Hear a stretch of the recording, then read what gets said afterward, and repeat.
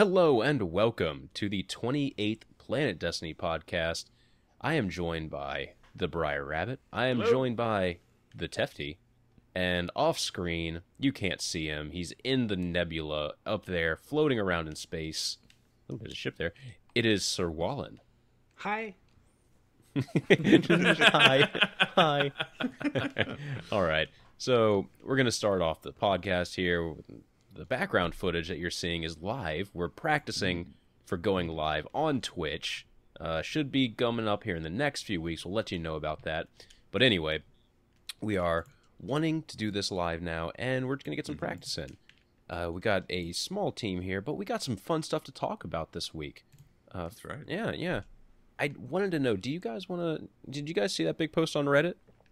Yeah, the speculation / confirmed leak. Yeah, 100% true. 100% true. 100% true. Absolute confirmed. From Deej's mouth to our ears. Yes, exactly. No, the poster deleted his account deleted his account on Reddit, something, but he basically there's this huge long post here. Wally, do you want to read off anything that stands out to you? Kate Six and Zavala, the Hunter and Titan Vanguard, both play big roles in the Taken King, right? So, yes, we already knew that. Couple things E3 stand out, right? Is the fact that it kind of plays in, I think, to everyone what we already kind of want and what we already kind of heard. You know what I mean? So people want more story. They're talking about bringing in story. We've already heard that with Taken King, right? Mm-hmm. The one I read was about the Cabal tank being manned. I'm calling no on that one. But I mean, what if one can believe, right? One can believe. One could believe. What if, you know what I mean? Like, I was thinking about this, and I think I posted it in our little Skype chat, dude. You got a driver controls main cannon. You got a guy on the top turret, and then you've got a third guy who's kind of like holding off the back, like the mongoose in Halo 3. That would be cool. I don't see why that would be there, though. That's true. We know in this, as far as the game, that it's going to be mainly done on the Dreadnaught. Now, why they would have a Cabal tank on the Dreadnought, I don't know. But then again, why would we go into a prison, like the Prison of Elders, and then all the prisoners would have guns? Wouldn't it be like a Taken tank? A Taken tank. I don't know. Taken tank. Taken tank. Is that confirmed, FD? Can we confirm that right now? Well, Beej tweeted at me, okay. and then he deleted it. Oh, okay. Beej did. Spreading misinformation. The only thing that lends credence to that rumor is that we know that there's going to be a distress signal from the Cabal. Right? Yeah, I'm pretty sure the first mission that we get is like going to Phobos. Right, so that's what I was thinking as well. Maybe if this was real, it could be in that first mission. But why would they have something that takes up so much time and so much developer kind of effort for just one mission like that? You say that, but then again, like for Trials of Osiris, at the end reward there, you go 9-0, and you go to this one little social area that is only being used so you can loot a chest. So that's true. But that's most likely going to get played out further, though. Yeah, I think I saw some people like ended up exploring the area on Mercury, and they were able to get to where like the Titan gets their Sunbreaker thing.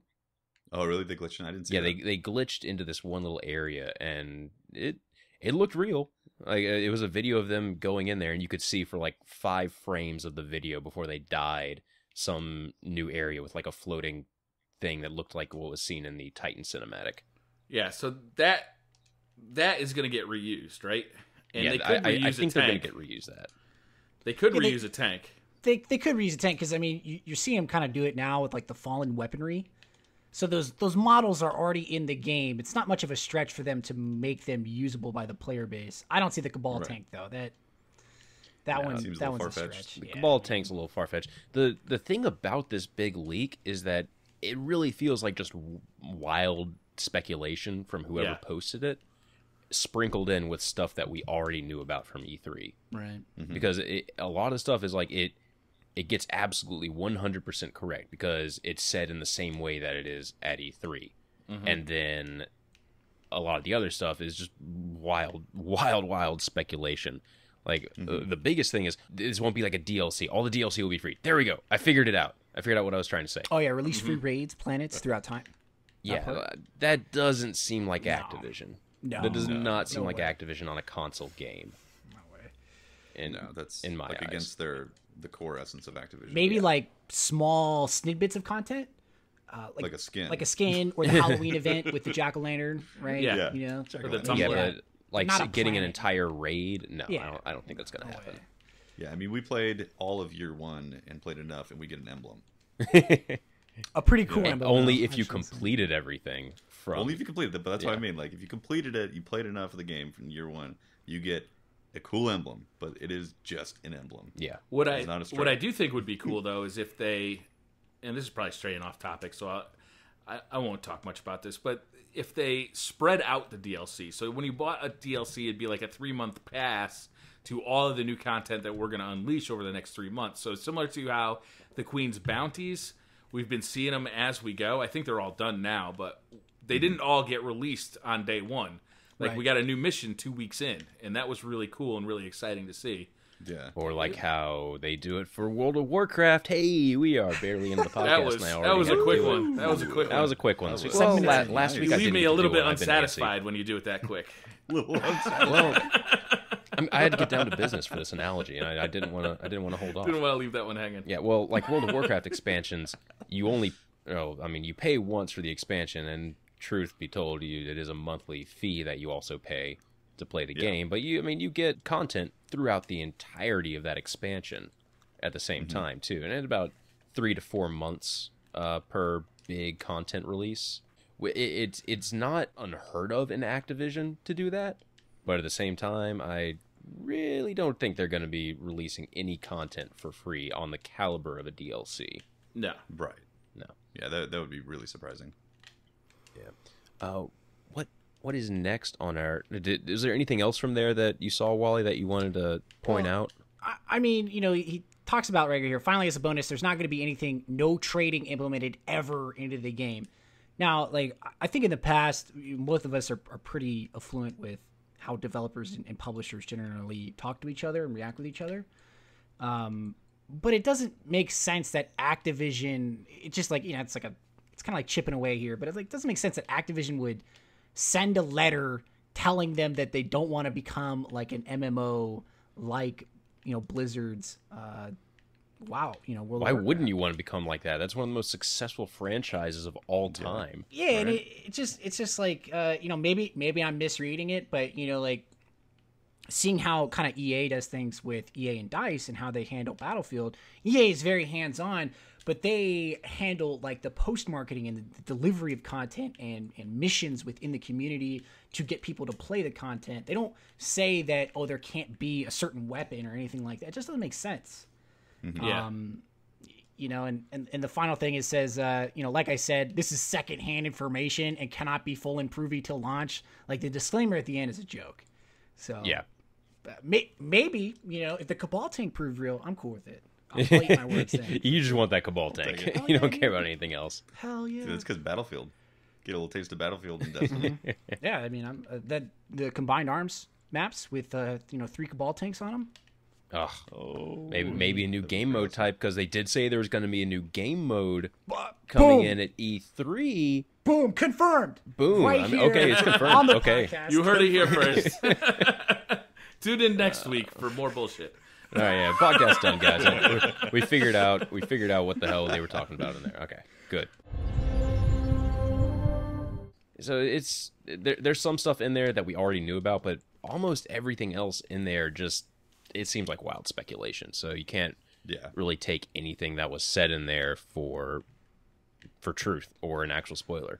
The other thing, usually on Reddit, like mods will be like, "Hey, can you send us proof of this spoiler or of this information?" And they usually get that proof, and they're like, "Yeah, man, this is pretty confirmed to be true," or some of the stuff is. No, we don't get that with this one. When I was on stream getting asked questions about this particular thing, I was like, "Nah, man, that's aside from the stuff that we already knew about, most of that just doesn't seem real to me." And I was like, "Mark my words, you can call it right here. None of that stuff, aside from the stuff that we knew about, will actually be in the game." And I might have to eat my words. That would be really awkward if it turns out everything from this big leak is turned out to be true. Okay, so we just finished the Nightfall, by the way.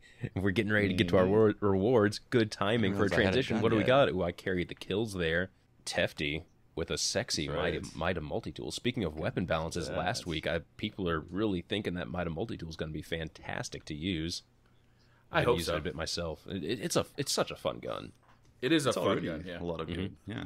So, weekly update this week, guys. Got to see the inside of the Dreadnought. Inside of the Dreadnought. Tell me what you guys think about that, Tefty. Oh, I think it looks amazing.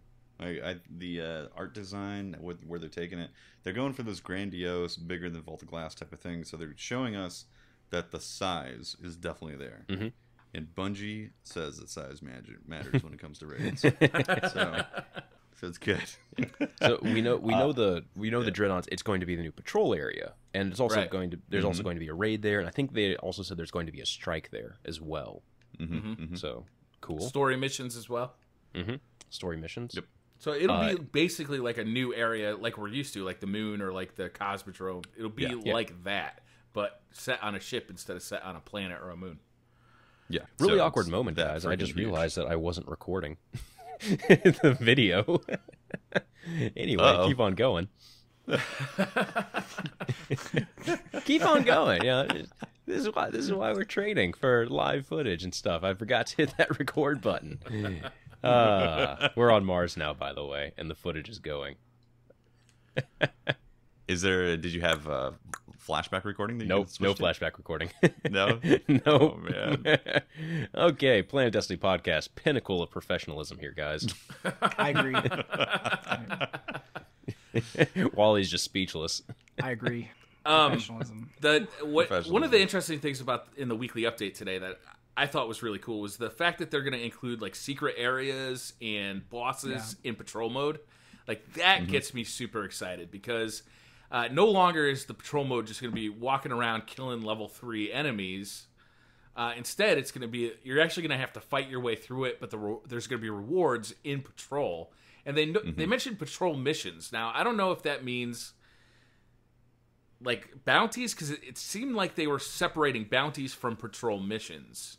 So I don't know if this is going to be something new. What I really hope happens is that they make or I hope it's like a higher level for one thing, so then these missions can actually feel difficult. But I think there's just going to be new patrols and new bounties specifically for the Dreadnought. Mm-hmm. Kind of like how we saw with the Queen's Wrath event. There's new bounties that we get to do on these old areas. Hopefully, we get to see some of these new types of bounties, and they're not just go here, kill this in there. Right. Yeah. And they specified that there'd be scan this pipe. Go explore. There'd be secret areas with bosses that you might not necessarily stumble across just like walking through, that you might have to actually look for clues on how to get there, things like that. Which means that there might be a layer of depth to this place that we haven't seen from the Cosmodrome or from the Moon or from Mars. Well, and also they're revamping the whole bounty system, the menus, and all that. It makes me wonder if they're really taking a look at that stuff and saying, okay, we've got a basic system set up to where you go and patrol and you do bounties. I wonder if they're revamping it in a way where, just like you said, put another layer of complexity on top of it, so it's more of an interesting story mission, but not specifically a story mission. One of the things from one of the weekly updates is they are changing the way bounties work, if you remember. Yeah. There you go. Yeah, so you're not going to have to go back to turn them in anymore, I think. Yeah, you can do it from your UI. From the UI, from the app, I think. I couldn't remember exactly what it is, but we're finally going to be able to communicate with Xander X99, whatever his name is. via the communication system, as opposed to having to be in front of them. Exactly. So we're going to get, just based on that, there could be some really cool new stuff coming out of those bounty systems in there. Personally, I'm really excited just to go explore a new area. That's one of the things I absolutely love. I've been playing a lot of Witcher 3 lately, and I've been enjoying it just because I get to go explore stuff. I'm going to go, you know what? I'm not going to get on my horse. I'm not going to fast travel. I'm going to walk to this new area and then find a bunch of cool stuff. I'm hoping I'll be able to get that same event, at least for a little while, or that same feeling, at least for a little while, out of the Dreadnought. when I played the alpha of Destiny, that's how the Cosmodrome felt, because I was, you maxed out at level 7 in the alpha. That's as high as you could get. So the stuff that was in those golden chests was actually good. Even though it was green level stuff, right? It was actually good. Yeah. And I'm hoping that's what they have in mind here, is that stuff that you find like kind of hidden away, tucked away in some corner that is kind of hard to find, is actually good, and it's worth going to find. You know, like maybe it'll be like a raid caliber weapon in there.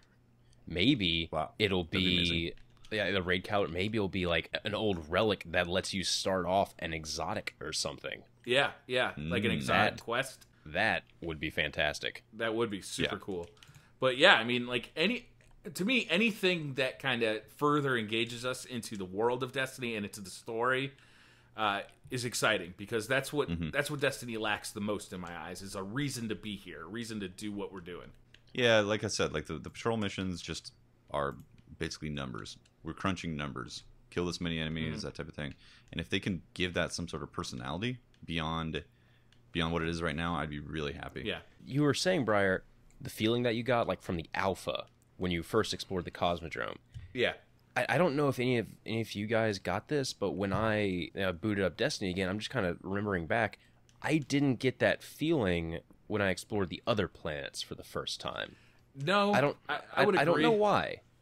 Venus, I don't know why, but to some I didn't extent, get that. still has it to me, because it seems like Venus and the Cosmodrome were the most kind of intricately designed of the worlds. The moon is kind of different, because the moon has so much of a subterranean aspect to it that you can go down there, but when you're patrolling, you just don't, right? You just stay up top, and there's only 3 main areas up top, so you just kind of like buzz your sparrow around. It was really fun in the beta to go explore the moon, because like, first of all, we only had 2 hours to do it.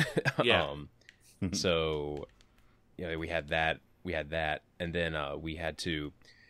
Everyone's like, "Oh, there's no explore the moon option. I can't go explore." And then we had to quickly figure out, "Oh, you can still go explore inside the mission itself. Just go do the mission, and then don't finish it. Just go explore." Exploring the Hellmouth was really creepy as a level 8 when you randomly come across a level 12 ogre, and you're like, "Oh god, oh god, oh god, ogre."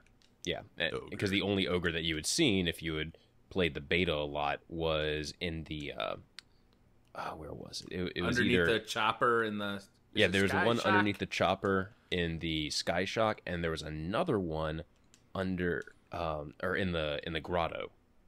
So when you saw was there one in the grotto? Yeah, there was one in the grotto, which if you could get there, it just meant that you didn't get one shot by stuff along the way there. So I definitely got it on the moon a little bit the first time I went there during the beta, but Mars, I didn't really get that there, and then Venus, I didn't really get that there either, at least during my playthroughs. That sense of wonder, of exploring stuff, just kind of didn't really go for me. Part of that may be because they're like alien worlds. With the Cosmodrome, it's different because you're exploring a world that is somewhat familiar to you but changed because it's on Earth, right? It's like you can see the cars that look somewhat like cars that you're used to seeing in real life. You can see you can see buildings that look kind of like buildings, but on the moon, everything's alien, right? There's nothing at all so it's a little harder to connect you to it. I think the same thing goes for Mars as well. It's a desolate planet, and the Cabal are very militarized and feel like the life feels sucked out of the place, even though there's trees and bushes on Mars. Yeah. There's still kind of a sense of it being sucked out of the place, or not there to begin with. Whereas the Cosmodrome and Venus both feel very lush. True. So you go to the Cosmodrome, you're like, oh, I'm in some sort of wintry landscape. There's like a certain cozy wintry thing about it.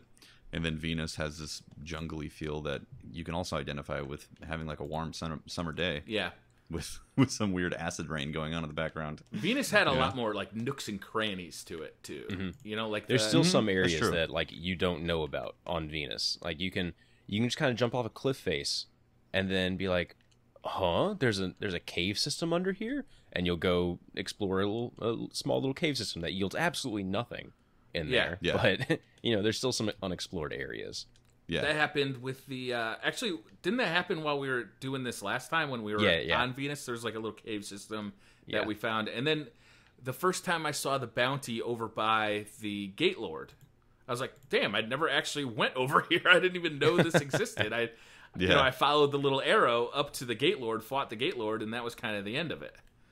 Mm-hmm. And then finding that bounty was pretty interesting. So we know the Dreadnaught is going to be an explorable area, and we know that Phobos is going to be like the first mission. Do you guys think we're going to be getting more than one explorable area? Like, are we going to be getting a Phobos area to explore? Or do you think that'll just be relegated to that one mission? I mean, you know, I've been looking at the pictures here for while you guys were talking about exploring, and that's like the biggest thing for me, man, is because I know exactly what you're talking about, Pat, when you're talking about like the first time I played the beta, you know, because Xbox didn't get the alpha, but you know, that's you didn't get the alpha. Yeah, that's a different story. But when you were to be rubbing salt in that wound, I will take every opportunity to rub salt in Wally's wounds. You know what I mean? When you were going through the Sepik strike for the first time, and you got stuck at you know, the part where you have to fight the 3 waves of the Fallen to fight the Baron. Off to the right, there was that pathway that you could explore during that period of time. And, you know, like when I was first leveling up through the beta, I was like, yo, like, what's this whole area? Like, what is this? Like, why can't I go there yet? And that's back when they were talking about like, level 20 areas, you know, like the higher level areas and everything like that you would have to come back to later once you leveled up to really experience that content. Yeah. We didn't really get a lot of those areas. You did, you know, you didn't. Like you really, they kind of revisited it with Dark Below and a bit with House of Woes again, but you didn't really get that entire feeling. So with them introducing like Phobos and obviously the Dreadnaught, I'd be surprised if Phobos, you know, wasn't explorable to some extent. You know, it's probably one of those, you know, extra cards they're holding, not telling anything about because they've done that in the past. Yeah, that's true. Yeah. So, yeah, that's very true. Actually, I mean, I would love if it's more than just the Dreadnaught because they're talking about an enormous expansion. And with Vanilla Destiny, we had 4 areas that we could explore, albeit they weren't fantastically huge or, you know, very complex or anything like that. But if the Dreadnaught did have, say, 2 planets worth of content in there, plus a Phobos area that was like the size of the moon, a smaller moon size area. Yeah, I would be ecstatic over that. Yeah, me too. Got to justify that $40 price tag. You know, maybe 60, 80 depending on what version you bought. 80 for me. Yeah, 80 for me too. Yeah. So 80 times 2 consoles. I just think, you know, looking at I think that the Hive is just such an interesting enemy in general because, you know, Oryx is definitely Hive. He's taken, but he's pretty much Hive. He's Hive in a beginning. Yeah, you know what I mean? He's like the Hive God. He's Hive God. He's a Hive God, right? In the lore, he's the father of Crota, and he's one of those demigods that exist outside the realm. We didn't get that he was the father of the Crota from those vidocs and trailers. Right. So if that information wasn't made apparent, it is confirmed here once again. Definitely confirmed. Wait, isn't Oryx a god and Crota is a demigod though? Right. So there's a lot of speculation between those 2 points, and like I've heard a lot of good arguments that go back and forth that say Crota's not a god. It's like Atheon. Atheon's not a god. He's just a Time Lord. I don't know. Really controlling time is pretty godly. Yeah, I mean, pretty godly. Depends on your interpretation. You know, it's like when we went down into the moon. There's 2 separate arguments that you're transgressing into the realm of the Hive when you do that, and then the other argument is that you're staying within the Hive fortress within the moon. I always thought we were going into like a parallel dimension that that entire raid felt like a one-way trip. So you know, there's the 2 separate. It really depends on your perspective. So generally, if you go back to Greek mythology, most of the time when the gods had sons or daughters, they were demigods. Mm-hmm. They you know, obviously some of them were actual gods, but if they had offspring with a human, with a human or something from this realm, not from their realm, right? Yeah. So the real question again, I think, goes back to the lore. It's the darkness is not necessarily defined as what is it. You know, a lot of people, it's a blanket term used to describe the enemies that we face, but I think Oryx is the real darkness or part of it. Whereas the other races are motivated by their own ambitions. Yeah. So he's like a general of darkness. Yeah, an agent of it. Pat's got it. He is an actual, because the Vex are motivated by timey stuff, whatever. I don't even know what they're motivated by. The Fallen are motivated by a lost sense of revitalizing their golden age and regaining control of the Traveler. The Cabal are running from something, obviously Oryx, but obviously something else as well. And when you kind of really get down to it and sort of expand it, I think that this is going to be the most revealing in terms of Destiny story expansion, in my opinion. Yeah, this really does feel, just because we also know that the characters are going to be interacting with each other a hell of a lot more. Then this should feel like a lot more story coming in this one as well. At least I hope. Yeah, spoken dialogue from your character. I mean, that's cool, right? I mean, that's, to me, that's like an extra thing. That's definitely cool. It gives your character sort of a more feel, because a lot of people complain that there's no story within Destiny. There's story outside of it with the lore and everything like that and how it's explained and presented, but it's external, it's not internal. So by giving your character a voice, it allows you in a way to, I guess, just personalize much more with the character that you've created and feel a lot more attached with that individual than just being some, thoughtless and mindless protagonist in the story.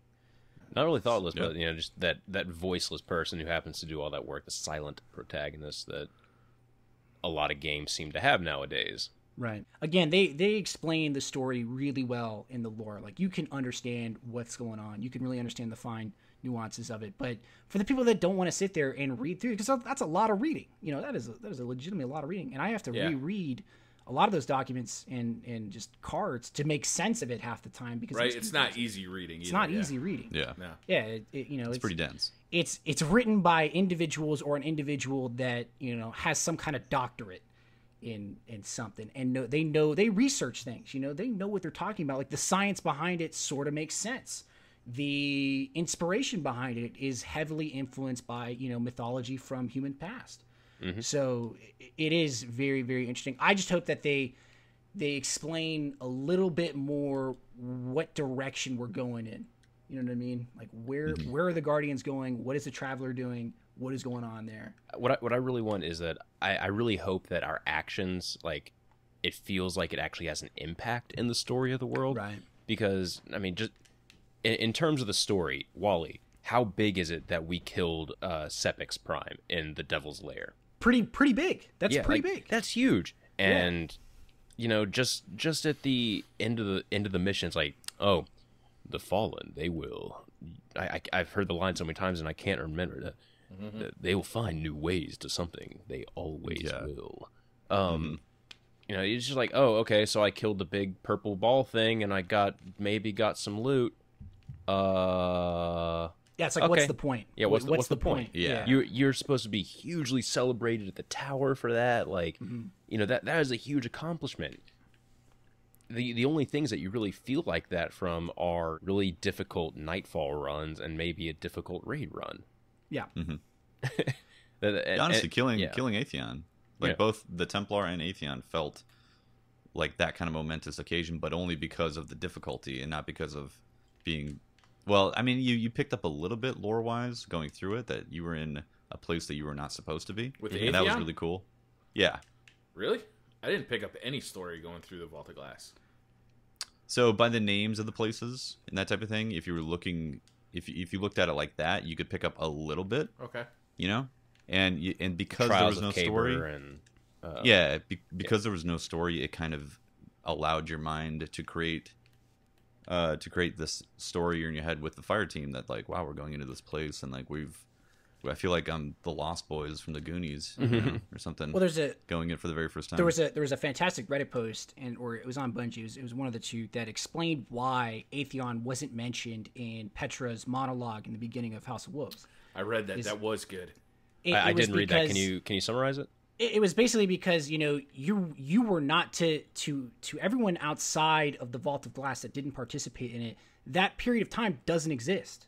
That whole period of time. So Kabar and Praedyth and his fire team, they only exist to us. That's why no one talks about them, because they were taken out of time. The very mindset erased, of the Gorgons is that they will you, and the Oracles they will you out of existence. So you don't exist to anybody. Yeah. And so the entire raid, and it, again, it's really difficult to explain because the human concept of time is very different from Destiny's concept of time. So you know what I mean? Like there's so many different interpretations. There's the interpretation that time is a one straight kind of string. That's it. And, you can visit any point in those strings at any time. There's the concept that if you visit a certain different point of string of timeline, go in the future or the past, that's a completely different string at that point, not separate from your own timeline. So, a lot of those things, and it's, again, we don't understand how it works because it's time itself. Space magic. It really is. It's crazy. Space magic. I think going in that general direction, because when you go back to Skolas at the end, he was talking about Oryx. In the last card, he talks about Oryx. He talks about Darkbinder, Light Snuffer, right? So I like that that's the direction they're going in now, is they're connecting the characters instead of leaving, like, Atheon was kind of by himself, and Kabar and his team, Prada, they're all by themselves. No one really talks too much about them. So I hope they continue to connect and make the story cohesive, so that when we do take leaps or talk about it like this, we have good foundation to go back on and say, well, this character talked about this character, or they're connected in some way. So, yeah, that's the frustrating part too. It's like it's a cool piece of Destiny, but it's also very frustrating. Is that there's obviously a story here. The lore is so strong. There's obviously a story here. Yep. But when are we going to get to start experiencing the story in the game? Right. Like when is that going to happen? It's frustrating. It's cool, but it's frustrating. Hopefully this DLC does it. You know what I mean? Yeah, absolutely. I still am wondering why. I don't really care if our specific characters start talking more in the cutscenes and stuff. It's not that huge of a deal to me, because this is technically it feels like an RPG of sorts.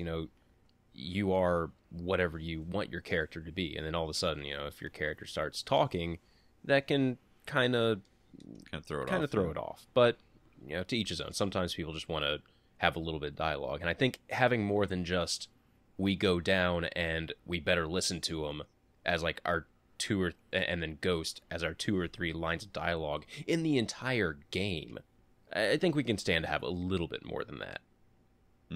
Yeah. What's funny is when I do the Eye of the Gatelord mission, and I forget to exit out before the cutscene starts, and I'm forced to watch that cutscene. It's almost jarring, because you're like, oh man, I almost forgot that all of this stuff happened. I almost forgot that we got to talk to the queen, and that the brother is kind of a jerk, and that my guardian actually talks, and we were kind of flaunting it in the brother's face that, hey, we did find the Eye of the Gatelord, we did bring it back. Did you pick up on that at all when you watched that again? Why Prince Uldren was kind of a dick? No, because he's a dick. Well, that probably it's probably his character, right? But straight up. But I think a good portion of it is because of the events in the Reef Wars, that the Awoken sacrificed themselves for a people that they've never met ever. Understand? And so, if think about it this way, you as Americans, if you sacrificed yourself for Martians, you never met Martians in your lives, and then they came to you and started asking for things, you'd be kind of held back, be like, well, why are we helping you? We did so much for you already. That's what I picked up, at least. And it sort of explained, because generally most people don't act like dicks for no reason most of the time. So I was picking up on some other stuff there, just some vibes. Some vibes, brother sister thing, Space Lannisters, Space Lannisters. That's what I was picking up on. The Space Lannisters. The Space Lannisters. That's my current theory on it. But you think that Queen will come in at all to the Taken King stuff? Like we'll get any more? Yeah. Oh, definitely. So she has great interaction with Eris Morn. Eris Morn was always been talking about, Crota's dead, Oryx is coming. And so in the cards, they talk about their relationship with, that we need the Awoken, their help taking down Oryx. So if they don't bring it in, it would just, I don't understand why they wouldn't, because it's sort of explained in the cards that that's the direction they're going in, that we've built a relationship with the Awoken now, that we are going to continue to sort of backpack off each other and help each other out in conflicts like this, because Oryx it's not like the Vex just affect a couple different places and are on their own, or the Cabal just affect us, really. Oryx affects everybody in the system. He's after everybody. Not he's just pretty much the darkness. That would make sense. Yeah. So they've made that. In my opinion, they've already made that reach. So if we don't see her again, or some form of just information about her, I would be kind of taken back. I wouldn't understand it. I hope it's in the game, whatever it is. Yeah, me too. It needs to be in the game. I think that's what everyone's always been saying is it needs to be in the game. I think a lot of people were disappointed that there was so little with the Queen after we got that awesome cutscene leading into the House of Wolves. Yeah. Seriously. And then we never see the Queen in the game. That cinematic was incredible. Yeah. And then nothing. Cinematic's good. I've been I've been one of the people that's like, look, there has to be something more here. Why would they have her quote unquote record a bunch of lines? And I don't think it would be just for that one mission and the cinematic. And she might have some lines in Taken King. That's my theory on it, at least. Hopefully, you could sort of argue the point that the Vestian Outpost is not the main headquarters. That's not where the Queen's located. Mm-hmm. I don't think it is. Yeah. Again, going through the cards, they occupy pretty much the entire asteroid belt. A good portion. Right. Of Yeah. it. That's a big place. That's a big ass area. That's not by any means small. The other argument too is that she recently was almost assassinated. Why would she let a foreign occupying military force near her? Mm-hmm. That's true. You know what I mean? That's kind of being apologist for Bungie on their end, in my opinion. But you could explain it with the lore if you really wanted to. The lore I makes love sense. having you on the podcast sometimes, Waller. Just get some of this lore, and we need a lore injection every other month or something. Maybe not all the time. You know what I mean? Just nice little treat yourself. Now we're going to Saturn, right? The Dreadnaught's going to be on Saturn or near Saturn. It's going to be orbiting Saturn, right? And isn't that where the 9 are? I mean, so they say they're post Jehovians, right? So that's outside the asteroid belt. Oh. Okay. And Jehovians is not really a term used by many people. It's like you talk to a scientist that works at NASA, and you said, what's beyond the Jehovians? They would probably look at you kind of strange. I don't think, at least from what I understand, it's not a really used term that often. So the 9, from what I understand, are not really good guys because they let Skolas go. So that is a pretty dick move. And then we had to kill him twice, pretty much. Yeah. And then all you have to do is take a look at Zer's inventory every week. Yeah, you'll know he's a bad guy. He is a bad guy. Yeah. Which, by the way, Tefty, thank you for taking over for me on those videos Absolutely, man. Starting this week. Starting this week, yeah. Yeah. I'll be master of Zer's ceremonies. You'll be the master of Zer's ceremonies, at least until daylight savings time kicks it back another hour. There you go. Yeah, you can have it back anytime you want it. You just let me know. Doing this for going on 9 months now. Yeah, my body hates me. Waking up every single Thursday at whatever, messing up my sleep schedule. So thanks. The 9 and Zer by extension are definitely evil in my opinion. Mm-hmm. Yep. Because they've had those RL consequences for me. He did sell me my first icebreaker though. Yes. Oh, that's pretty nice. Yeah, that was pretty good. Was it? Wait, so what is Jovian now? Well, it's like the planets beyond the asteroid belt. So it's is it like an astrological term? Well, from what I understand, yeah. I mean, I haven't done as much research, and I'm sure I'll get corrected in the comments on this one. Gotcha. But a lot of the stuff is presented in sort of the vagueness, so that they have room to sort of extrapolate if they need to. One of the best theories I've heard about this one is that the 9 let Skolas go so that the Reef and the Tower, by extension, would become military allies. So there's some devious guys, right? You can tell that they're kind of behind the scenes already because they are a portion of the reason why the Queen has her power. Zer comes to us and gives us this awesome arsenal of weaponry that we wouldn't really have access to. If RNG, of course, wasn't on your side. And, so they're going to be, I would be surprised if they're going to continue to play a role, for sure. Okay. We got 10 years to go, or 9 years to go. So I got 9 years time. 9 years. So we can reveal the 9 one by one, That's right, yeah. Second World of Warcraft reference, we're still waiting for all the old gods to be revealed in World of Warcraft. Yeah.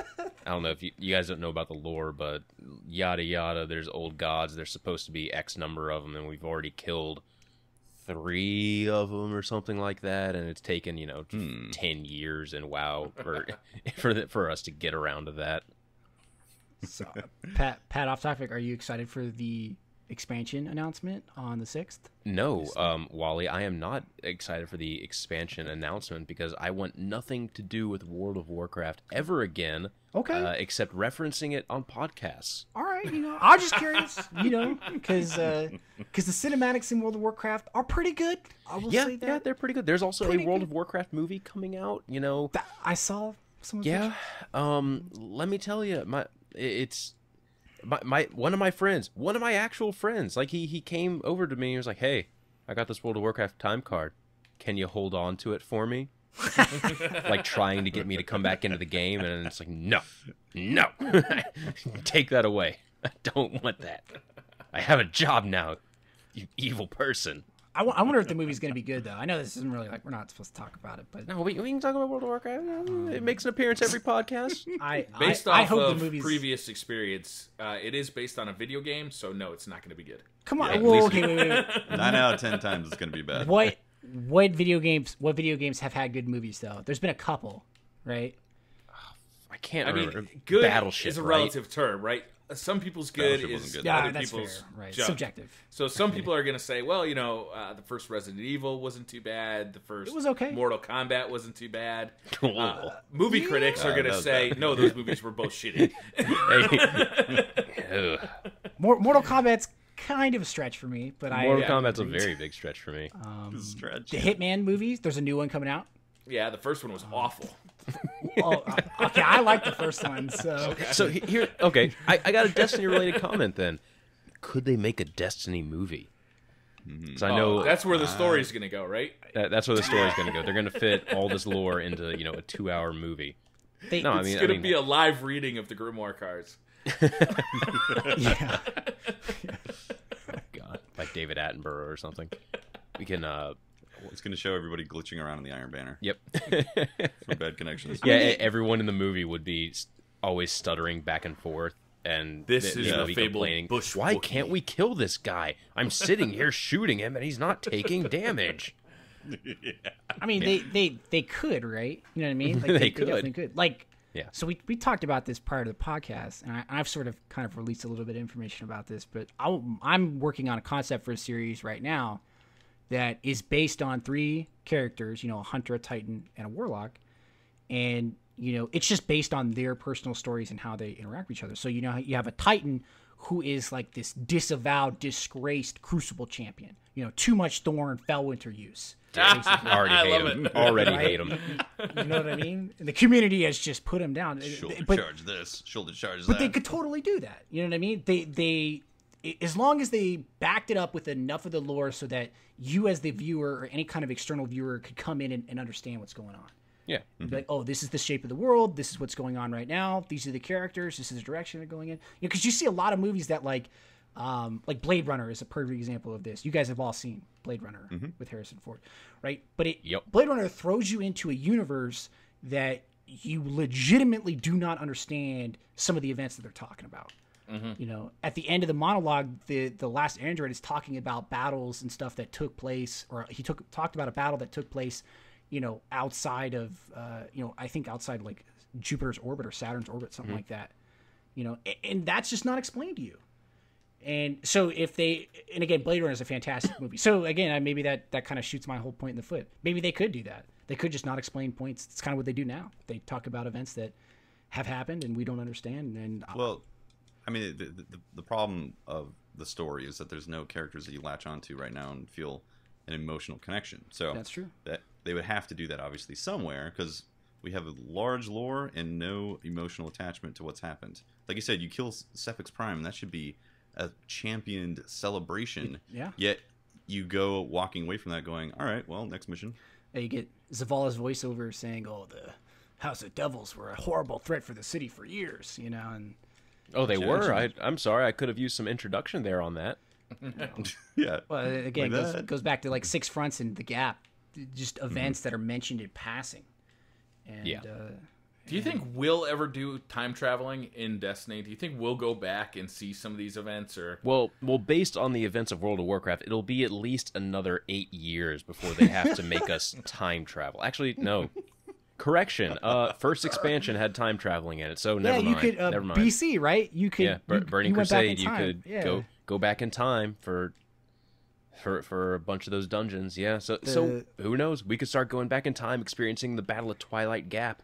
Yeah. The Bronze Dragonflight. You know what I mean? Coming in clean. Oh, wrong game. That's my bad. Wrong game, man. Wrong game. Wrong game. No, but I played WoW too, so I know exactly what you're talking about. I think I hope so, Briar.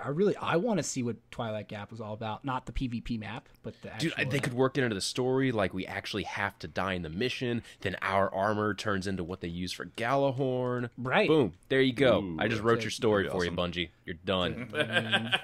That'd be a cool way to get I'm the available. Gjallarhorn. You know what I mean? That'd be a cool way to guarantee to get the Gjallarhorn. Yeah. Like you went through that quest line and you experienced the pain. dying in battle. Yeah. And then the Gjallarhorn is gifted to you by like Zavala or something, but you played through like what happened and how the Gjallarhorn was made so that you understand like, oh, I'm like wielding a guardian kind of. Mm-hmm. You know what I mean? Right. Yeah. Dude, That would be bro, amazing. Bungie, please make that mission. Like, oh my god, that'd be sick, dude. That'd be so sick. I feel still bad. think the flavor text on Gjallarhorn is some of the best in the game. Of if there's beauty in destruction, why not also in its delivery? Yeah. Yeah. I love that. That's like UPS's motto, you know what I mean? Just gentle shades of gold and brown for our delivery men. It's gorgeous. The weekly update also had some information about banning certain users. There have been some people in trials and PvP that have been manipulating the networks, to put it lightly, to win games. And what that ends up looking like is you go into a game and you can't damage the other team. And that's not like you land some shots. It's literally you don't land a single shot on the other team ever, no matter what you do, even if they're standing in place. And they just go till the end of every single round, and they just win based on the capture point. So that's what they do. Or they do some really, really shady stuff and cause you to get disconnected from the game, which is another really, really rude one. I've yet to experience any of those myself, but a lot of my other friends have, so I guess I'm on the fortunate end. But Bungie just kind of clarified that, okay, so we've banned another wave of users, pretty much. They never give specifics on it, unfortunately. Well, I mean, yeah, you don't want to name, you know, because the community would create a lynch mob. You know what I mean? Yeah. Public shaming is never a cool thing. Yeah. No. Yeah. But okay, so I had this happen to me. Not the one where I couldn't damage anyone, but I've been kicked out of a game by a team. Okay. Not in trials, but in salvage of all things. In a game that does not matter. Yeah, but I've seen it happen to me back in playing the Halo competitively, playing Battlefield competitively.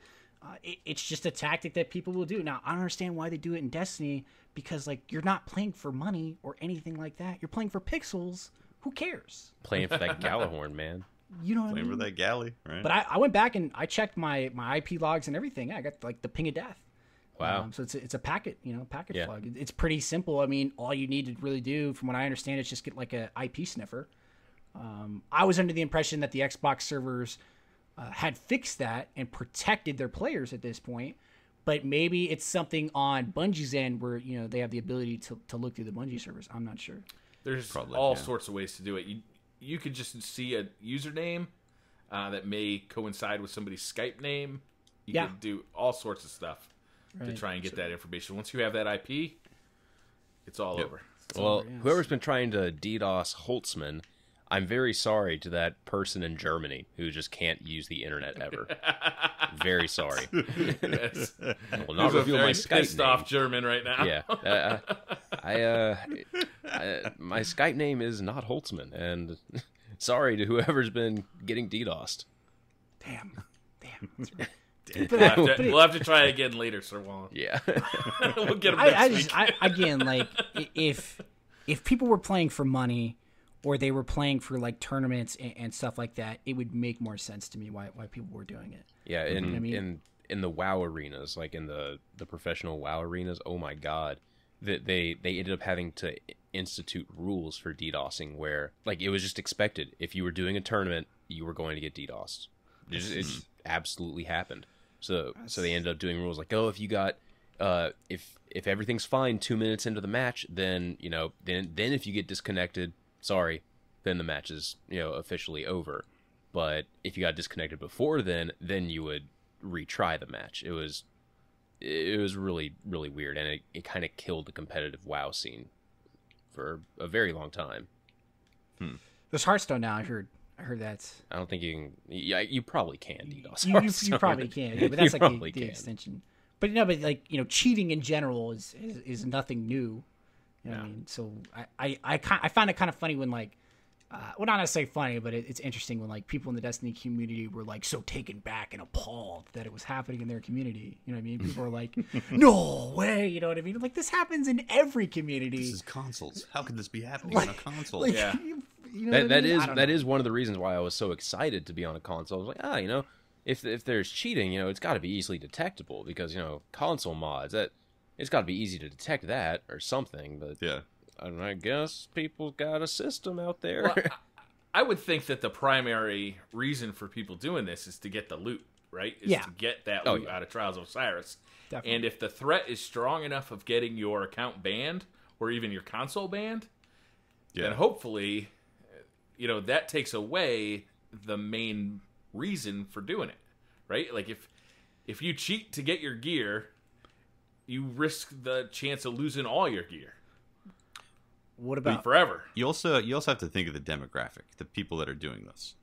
I don't really imagine somebody, let's say in their mid-20s, thinking that they need to go DDoS people to get to the lighthouse. Mm-hmm. Yeah. I imagine people who are maybe 14, 15 who have a lot of access to computer technology because their parents work at maybe Intel or something like that and have the know-how because they've just been around it so much to be into networking and you honestly in servers. You could just Google it. Yeah, I it's don't literally think you that need simple. any kind of you don't need anything like expertise, really. You could have that definitely, but well, I mean, there's multiple levels of it. Oh, definitely. There's a simple DDoS, and there's distribute a serious setup that people have done because they take some sort of pride in it or whatever. But the demographic of these people are typically kids that are just they want to be mischievous, So what do you guys think about the whole reporting feature? I think they need to rework the reporting feature a little bit because right now in the game it's like you want to go report someone. Well, hope you're in a game with them, or else it's a really roundabout way that isn't simple to go report them. Especially if you just completely get kicked from the game or not just to orbit. Right.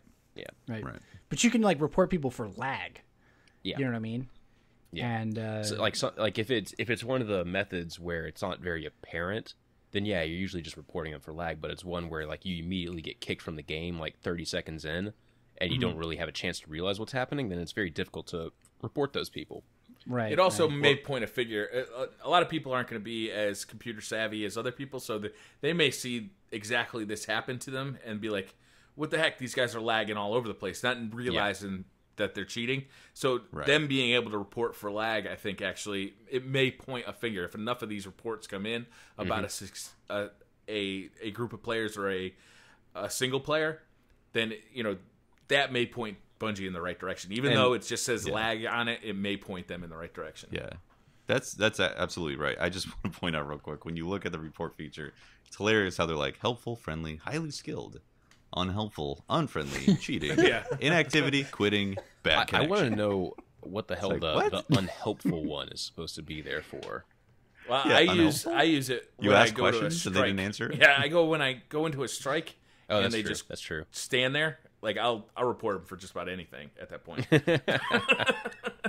Be highly skilled, unhelpful. Dude, I'll be honest. I this is probably terrible, but it is terrible, Wally. Wally, don't even say it. No, I don't AFK. I would never do that. Okay, I was that is the lowest of the low. Thank God. That's God kills a kitten every time you AFK in a strike. Okay. So, Morgan Freeman gets a new freckle. He smothers a kitten. Yeah, dude, just the worst. No, but again, the reporting feature, I understand why it's there, but I've legitimately I've done this on stream where I'll pull up the report functionality on one of my friends. I'll just report them, for nothing. Yeah. Like, you know what I mean? Like, I'm going to report you, man. Don't make me do it. And they say a comment. I'm like, all right, submitted. See you later, dude. You're done. Like, I tell them, like, I'm on the PlanetDestiny podcast. You're done, dude. I know people at Bungie. Totally. I wonder how many times we get reported just because, like, people know that's who a good we question. are. Yeah, and this again goes in, like, the really skilled PvP players, right? Like, Yeah. how many times do you think they get reported for cheating? Yeah. You know what I mean? Because they're like, oh, you can't have that good of a name. Yeah, your headshots can't be that solid. How did you hit that headshot? You know what I mean? And to them, they're just playing.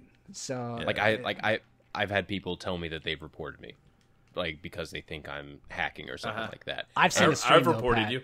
I know. I'm like, how are you reporting me? I am fucking. Wow, first F-bomb drop by me in a while. I am horrible. I am not at the skill level where you should just be reporting me. Maybe like K Jovi or one of those guys that are just robots with their sniping. The Hovi-bot. Yeah, beep boop Hovi-bot. yeah. Like, but me, no, not at all. I don't know, man. I've watched the stream, Pat. Some shady things going on. Mm-hmm. Yeah, that Hawk Moon Nice. seems to proc for one-hit headshots an awful lot. I think I had it happen twice in one stream, and people were like, "Oh, the hacks, the Hawk Moon hacks." Like, I don't know how you do it, but you somehow always have 2 throwing knives. That has to be a hack. Yeah, I wonder if I can land this right there. So, I'm just building a case. It is nice. It is nice. I'm not saying you're cheating, but it definitely looks like you're cheating. Okay, that's fair. That's fair. I'm just glad I play on the Xbox. You know what I mean? Yeah, the toaster system. I don't have to deal with that. Toaster Master Race. Got that nice muffin fan on the top. It's beautiful. I've been thinking about getting an Xbox actually, just to play with everyone. I'm out of here. So. Are they gonna put out Destiny for the Wii coming. or what?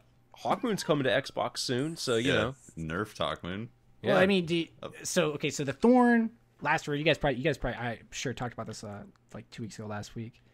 The Hawkmoon didn't get nerfed at all, and people have asked me, like, what do you think of the Hawkmoon, Wally? I'm like, I don't know. I don't have a PlayStation. I'm like, can't comment on the weapon. Okay, everybody's saying the Hawkmoon didn't get nerfed. It is getting nerfed a little bit. Yeah, and then also the archetype's getting nerfed. Yeah, like the archetype's getting nerfed, which is completely unwarranted, and we'll get on that rant later.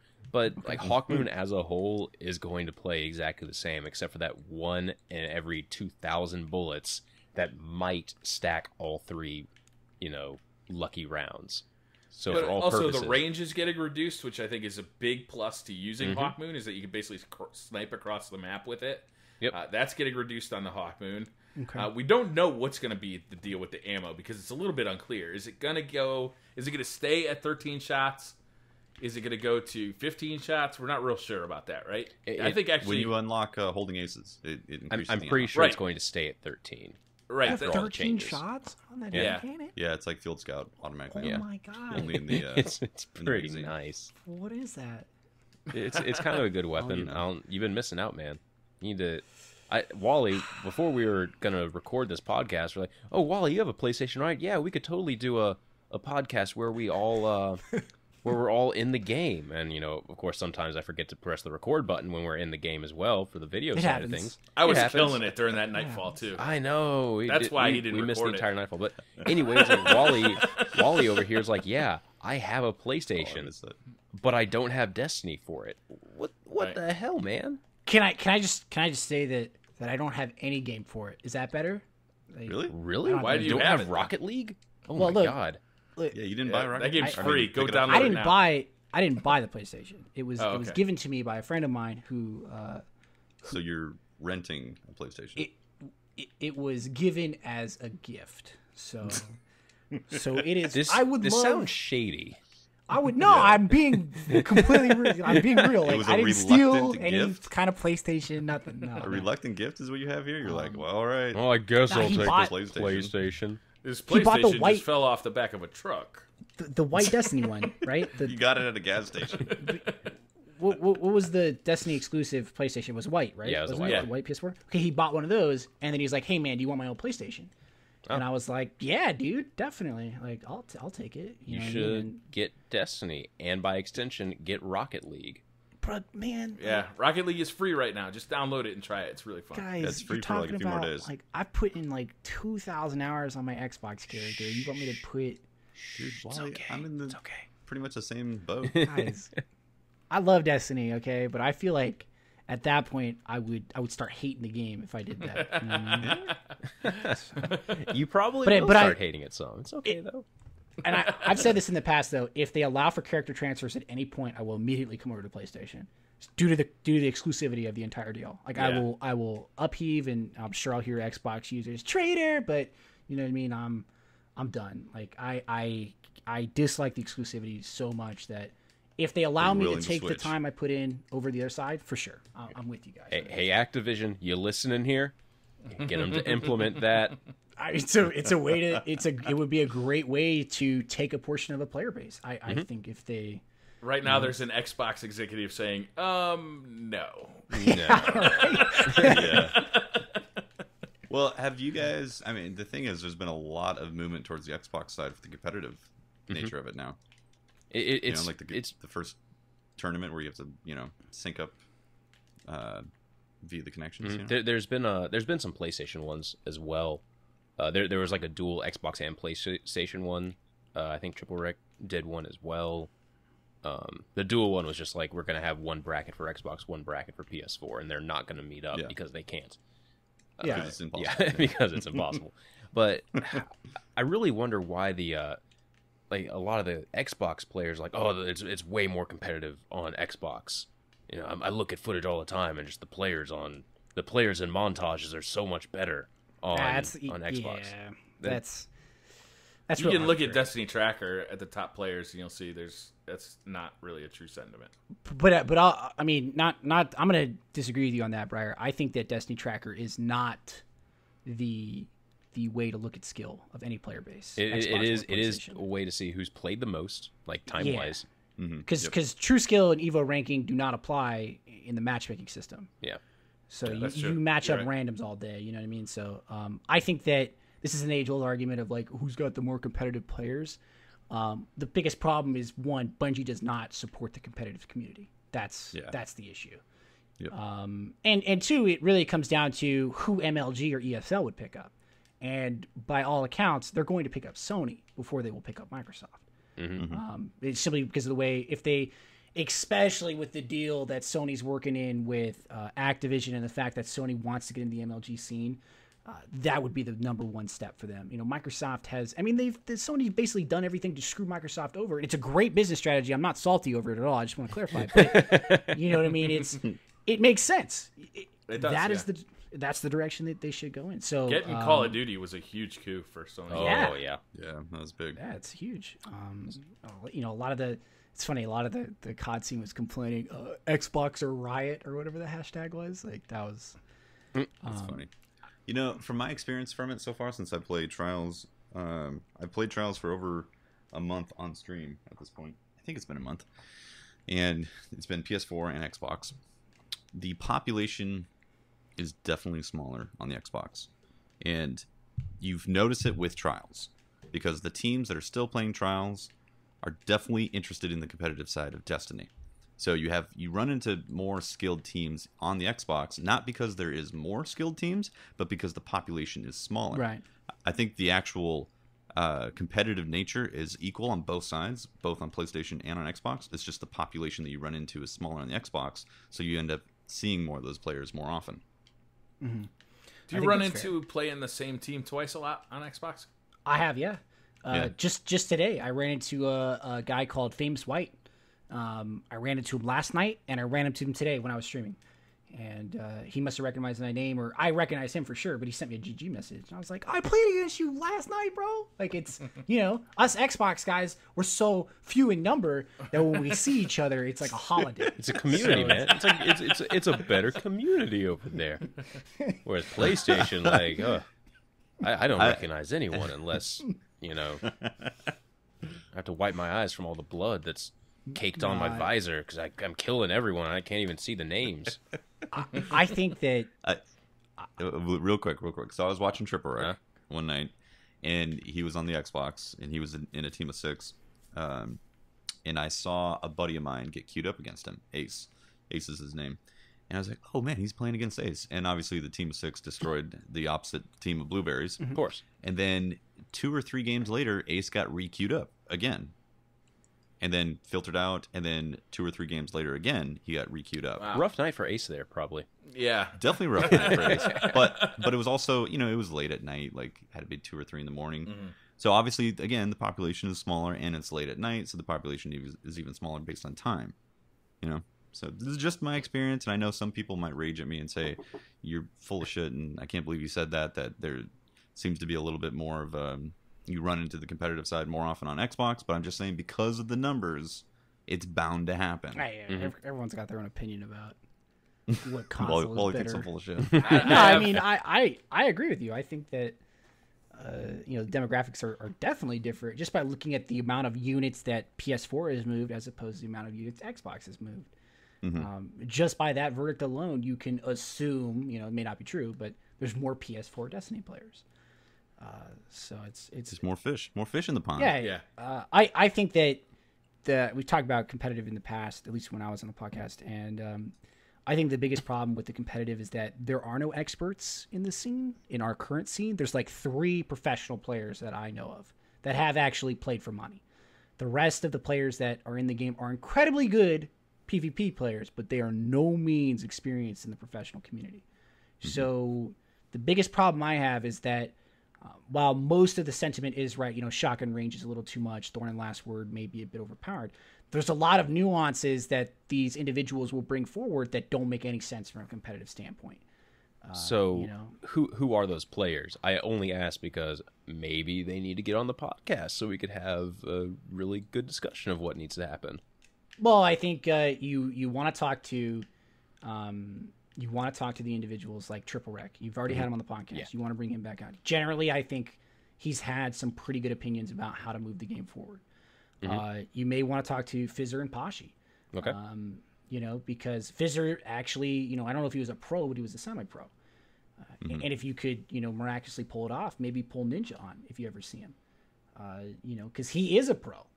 And I think what Destiny lacks is that guide from professional players. And I'm not saying that professional players are infallible. They never say anything wrong or anything like that. But I think that is what Destiny severely needs. And there's a reason that, Halo competitive players and Counter-Strike competitive players and stuff like that stay away from Destiny and don't want it to be supported currently competitively because of certain nuances that already exist, like supers, like the fact that you spawn in with power weapons, the movement mechanics, the grenades and how they operate. There's a long list of things that don't make sense from a competitive shooter. Some people say that gives Destiny its flavor. That's what makes it unique. From a competitive side, though, that's different. So it really, I think that's what if Bungie wanted to move into the competitive scene, they need to take some of the current sweaties, as they're so-called in this community, and combine them with maybe some professional players from, say, the Halo crowd, Call of Duty crowd, and say, what can we do to make the game competitive? Trials of Osiris definitely step in the right direction. Yeah. Without doubt. I mean, when I first tried that game mode, it's like, oh, this feels like competitive game mode being added into Destiny. More competitive so than Iron Banner. Definitely. Elimination, great addition as well. Mm-hmm. The smaller game modes are I think, the direction that competitive would go in, because just from a standpoint of putting on events and tournaments, you can't have teams of like 9 going to events. You can have teams of 3. Right. It makes sense. Unless we're talking Dota, but that's different. I think we should use this to segue into. Can we talk about Iron Banner? Because we were talking about how Iron Banner and the Iron Banner, the laggy banner, the laggy banner. It's been. Have you guys played it this week at all? Yes, I have. I played a lot of it this week. Okay, I have not. Wally, Tefty, you guys haven't played it. Why?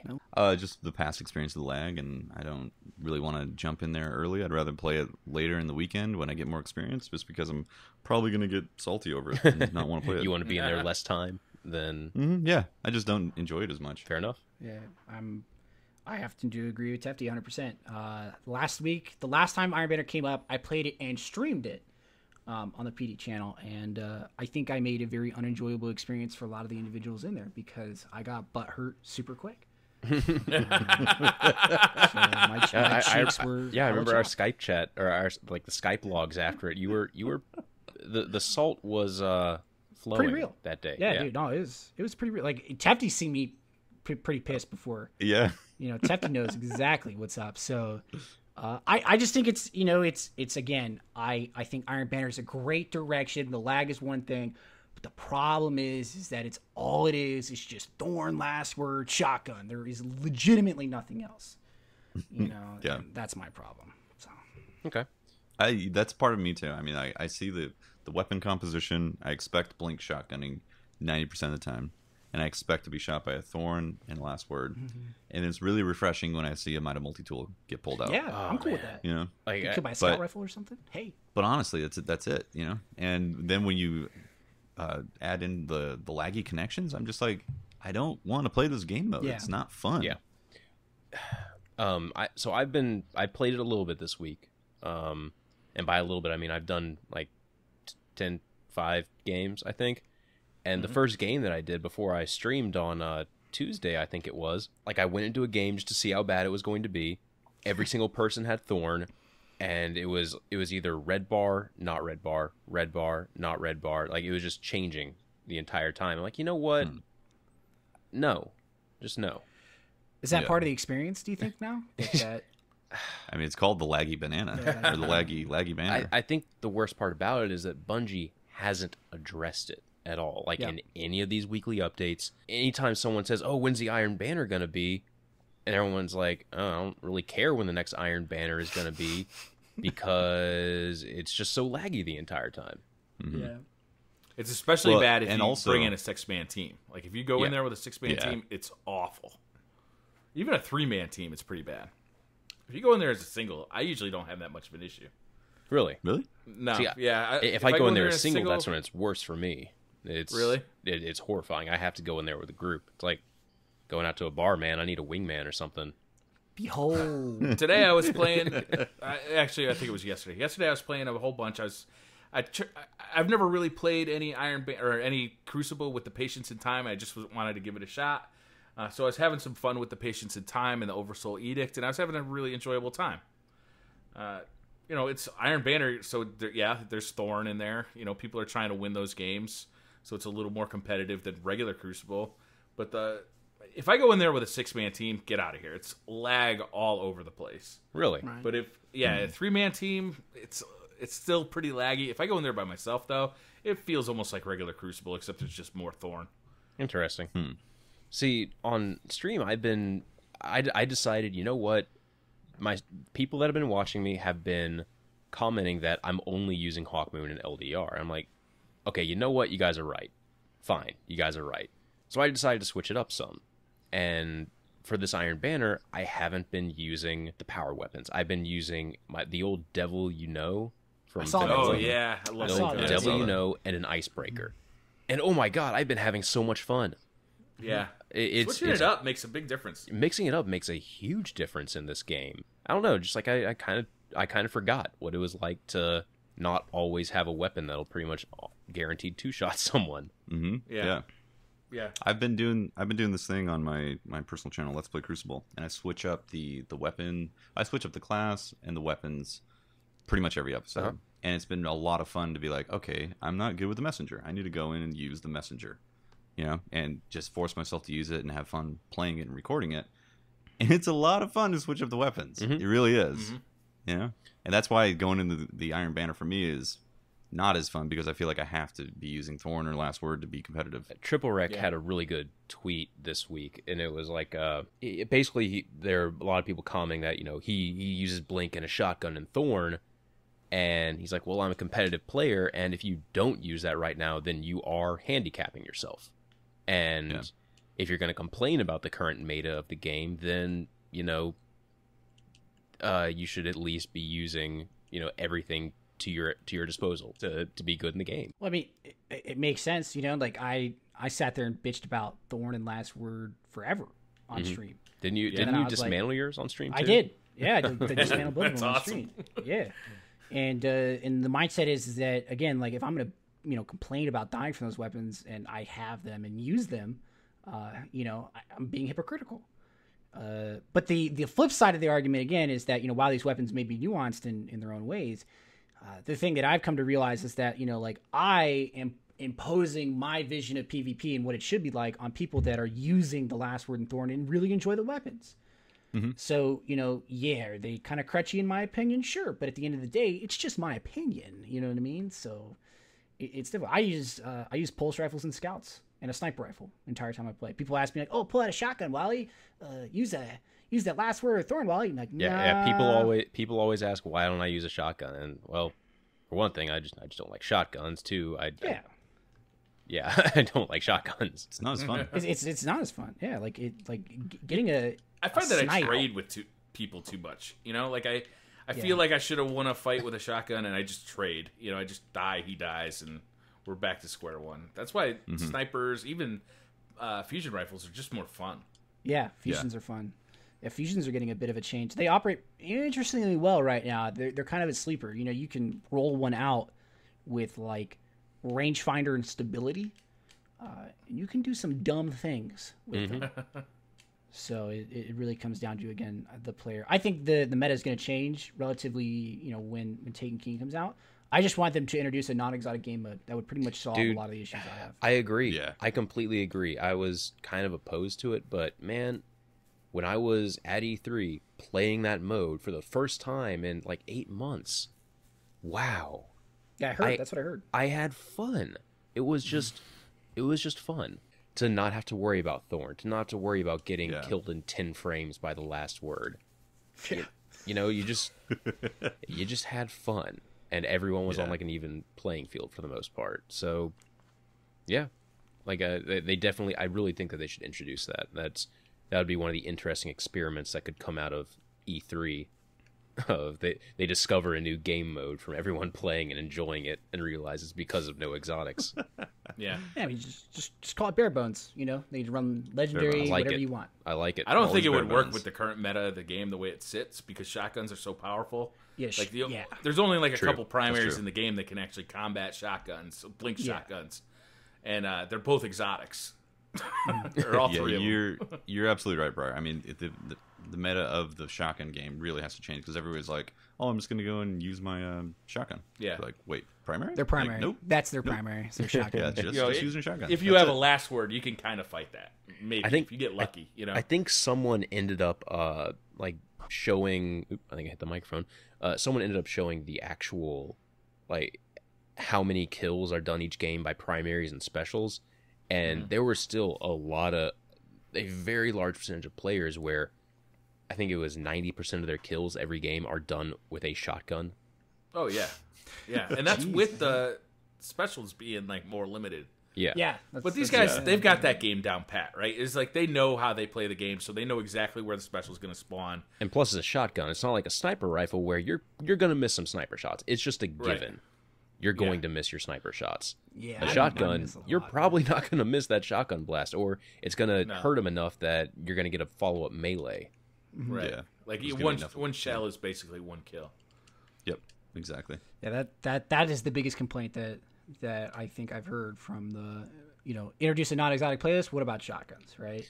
Yeah. Right. Shotguns are still a problem. I think they really need to just rip the Band-Aid off and nerf those shotguns. They really do. Just move them into that lower archetype that doesn't have that insane range on them, and bring it back to Halo. Halo had instant kill shotguns that were basically in the chest, except for Halo 4. Halo 4 they extended the range a little bit, but Halo Reach, you had to be in the chest to get a kill with a shotgun. Mm-hmm. I think it really needs to go back to that. I know Patrick is going to get crucified in the comment section. I think they also need to rip the Band-Aid off with Thorn and just change the dot itself to, I don't know, to allow your shields to regen. Something that will actually make the weapon not as powerful as it is right now. Look, I'm going on a limb here and say that I did not have a problem with the Thorn pre-patch. When I got it and started using it, I thought it was fun. Yeah, it was a good weapon. It was fine. Yeah, it was fine. You could get 3 kills maximum in a clip, 2-shot headshots. Mm-hmm. That's basically it. Did not change unless they were all stacked up, and then you get however many kills they're stacked up on because the rounds over penetrated. Yeah, I bet you forgot that that's what happens on that weapon too. Yeah, I didn't know. I didn't think about that. But like, but the like if you get into a 3v1 with any weapon, you're not gonna win that 3v1 unless you're playing against people who are using their feet. Okay, like it's just not gonna happen. It shouldn't. Yeah. You know what I mean? So I don't know. That is. I hope they go in some kind of direction where they offer differences in PvP. Combined arms is great because anytime combined arms is up, that's all I'll play because it is not about Thorn. Yeah, I've noticed every time you stream, like it's all combined arms. It's always rocking it. Always rocking that. Because it's scouts and arms. Snipers. Yeah, scouts and snipers. It does sound like more fun there. And if I get killed by someone who's like legitimately dominating me with a sniper, I'm sitting there propping that dude up. I'm like, damn. It's like, hey, I mean, hats off, dude. Yeah. Because that is so much more satisfying. It's not fun to die, but it's more satisfying to die. Like, dude, that guy dominated me. You know what I mean? Like, that was an impressive shot. It's always better to get out-sniped than to just get out-shotgunned. Out-shotgunning just feels cheap. It does. It feels kind of cheap. But, whatever. I mean, to each his own. That's, I think, absolutely. The end of the day argument. Because I did a video on the Thorn last word meta, and oh boy, I got crucified in the comment section. So, but it's understandable. These are people weapon, their pride and joy, so it makes sense. I totally, and people get used to what they like, and I totally get why people are so passionate over these things. Mm-hmm. You have to give people their desire to play the game the way they want to play it, and that's totally fine. Like, there's nothing wrong with that. But if it's ever going to move into a competitive scene, then it's got to get adjusted. Yeah. But those people, I think you nailed it, Tefty. There is that you have to give people give into that desire for people to play the way they want to play. But right now, there's only one way to play, or two ways to play. It's with Thorn or with a shotgun, or with both. So those people need to allow other people to play the way they want to play as well. Mm-hmm. That makes sense. Yeah. Do you guys agree with the way that Bungie has said that they want to do their weapon balancing in terms of PvP, where there's going to be like seasons of weapons that are good to use? That is stupidest thing. I think that's a very poor decision, or that's a very poor way to try to justify Crucible balance in the current state. Yeah. Because that would make sense if there were continual updates. Right now, right. That's true. Yeah. Like how long has it been since another update? Like almost 6 months. 6 months ish. It was the Dark Below, right? Yeah. Yeah. It was the patch before Dark Below was the last true weapon update that we got. I think. Was the pulse rifle thing before that as well? I can't remember. I think Pulse and Scout came in. Didn't they come in the same update? The Pulse and Scout change. It might have been just afterwards. Or I know the Scouts got up damage wise a little bit. Yeah, no, Pulse has definitely got buffed somewhere in like February, March. I think Pulses right now are I'm against the two burst methodology of like the Messenger and the Hopscotch Pilgrim. It looks like they're going to be changing that a little bit. They should. In my humble opinion here, nothing in the game, no primary in the game should two-shot you. Yeah, I agree, 100%. Be it burst or whatever. And the counter argument to that is like, well, you have to aim. It takes skill. I'm like, you have to aim with every weapon. The Messenger does. I don't feel like the Messenger takes much skill. It's so accurate.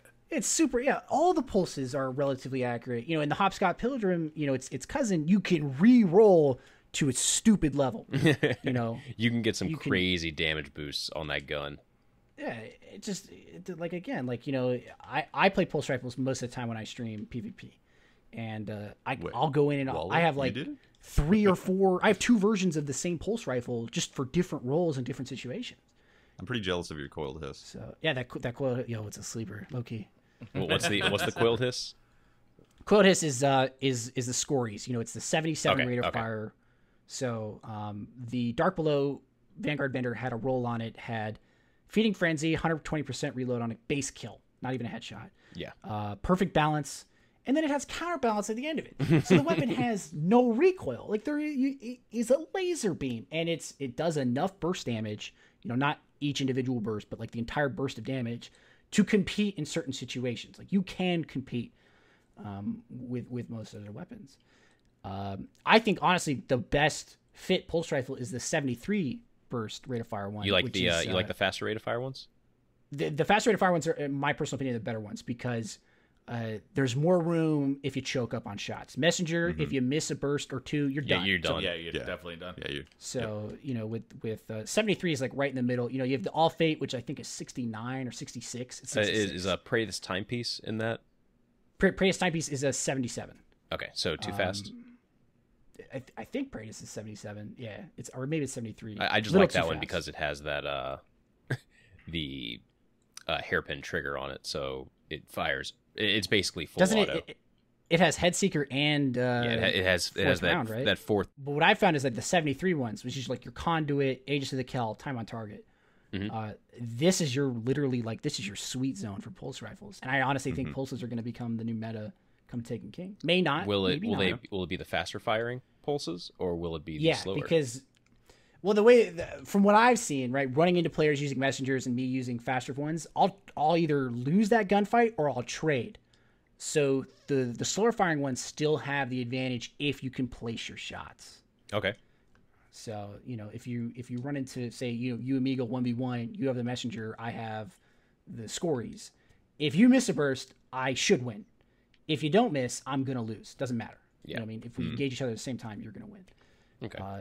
So that's sort of the methodology. I mean, I'm doing a breakdown video on it right now because It's basically like hand cannons. It's time to kill. it's time to kill. Yeah, rate of fire is the name of the game, and stability, I think, are the name of the game for most weapons. Impact is always determined by rate of fire. So you break them up by rate of fire, and that's the way generally you go with it. Do you think that hand cannons need to have a different archetype then for PvP? Because right now they're all 3-shot headshot kills. Right. Yeah. I don't know, man. I'm gonna be honest. I don't use hand cannons that much. Guys, I'll be sword bearer for this, by the way. I have one fulcrum, you know what I mean? And that's it. I just have a fulcrum that I've rolled out to have final round, injection mode, which like increases range and stability, reduces mag size, and luck in the chamber. Okay. So, that's the only hand cannon I use, besides if I was to use Last Word and Thorn.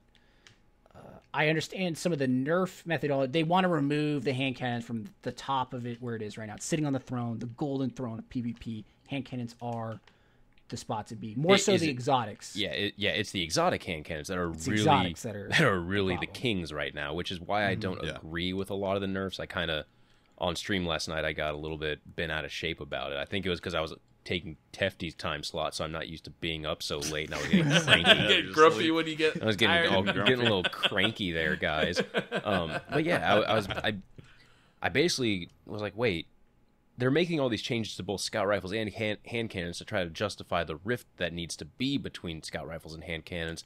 Then why are they changing both at the same time to try to make hand cannons less, and when hand cannons are actually in a pretty legendary ones are in a very good place right now. Yeah, you got to admit they have too much range, though, right? Legendary ones? Yeah. Nah. I've definitely not had the range with the fulcrum. I can tell you that. You know what I mean? I'm using the. You guys want to fire rockets, by the way. Now, I've been using my Devil You. Okay, hi Crota, how you doing? I've been using my Devil You Know, and it's a good. It's like, it feels like a perfect hand cannon. It does good stuff. It does exactly what you want it to do. But when you get to those long ranges, nope. You want to fire rockets anytime now, guys. If I had one, I would. Okay. Totally. Okay. By the way, everyone on stream who's just listening right now, we are doing Crota's End on normal mode and three manning it. I'm also just listening. So you're just listening to it, and right now it's okay. Yeah, we wiped. Okay. So yeah. Let me get my Gjallarhorn. I'll get my Gjallarhorn. Yeah, get your Gjallarhorn, Tefty. I was using a Thunderlord. So I think this goes back to, like, you remember the Suros, right? Yeah. The Suros was the problem, not the Vanquisher or the Shadow Price. Or the Monte Carlo, which was one of my absolute favorite auto rifles in the game. But I honestly, dude, I honestly feel that a lot of the problems from this game stem from the exotics. And instead of just toning the exotics back, they want to mess with the entire weapon class. Which you shouldn't do that. They're letting those exotics affect the entire weapon class, which shouldn't be the case. It shouldn't. I think the analogy I made on stream was they talked about using, a hammer over a scalpel. No, you need to be using a scalpel for these types of nerfs and changes, because frankly, the legendary hand cannons don't need those changes. They are in a very good place. I can see the range. Okay, you can adjust the range. Like that can be good. But the magazine nerf, completely unwarranted, in my opinion. Yeah, I don't get the magazine. I don't do understand not that one get it. either. That just seems makes weird sense. to me. Especially because they didn't go into detail on it, so that's leaving us guessing of if, okay, so are some hand cannons like the Devil You Don't going to have 3 in the magazine now or something, or like just what's going to happen there? We need more confirmation on this. Yeah. Are the pulse rifles getting a magazine buff? Yeah, they're getting a magazine buff, but the other thing for pulse rifles, they talked about how they're changing the way they verse armor, basically they're changing the way in PvP they deal damage based on armor values, and they didn't talk about that with any other weapons. So we're sitting there going, okay, well, is that changing just for pulse rifles? Is that going to be for all weapons? What's the deal?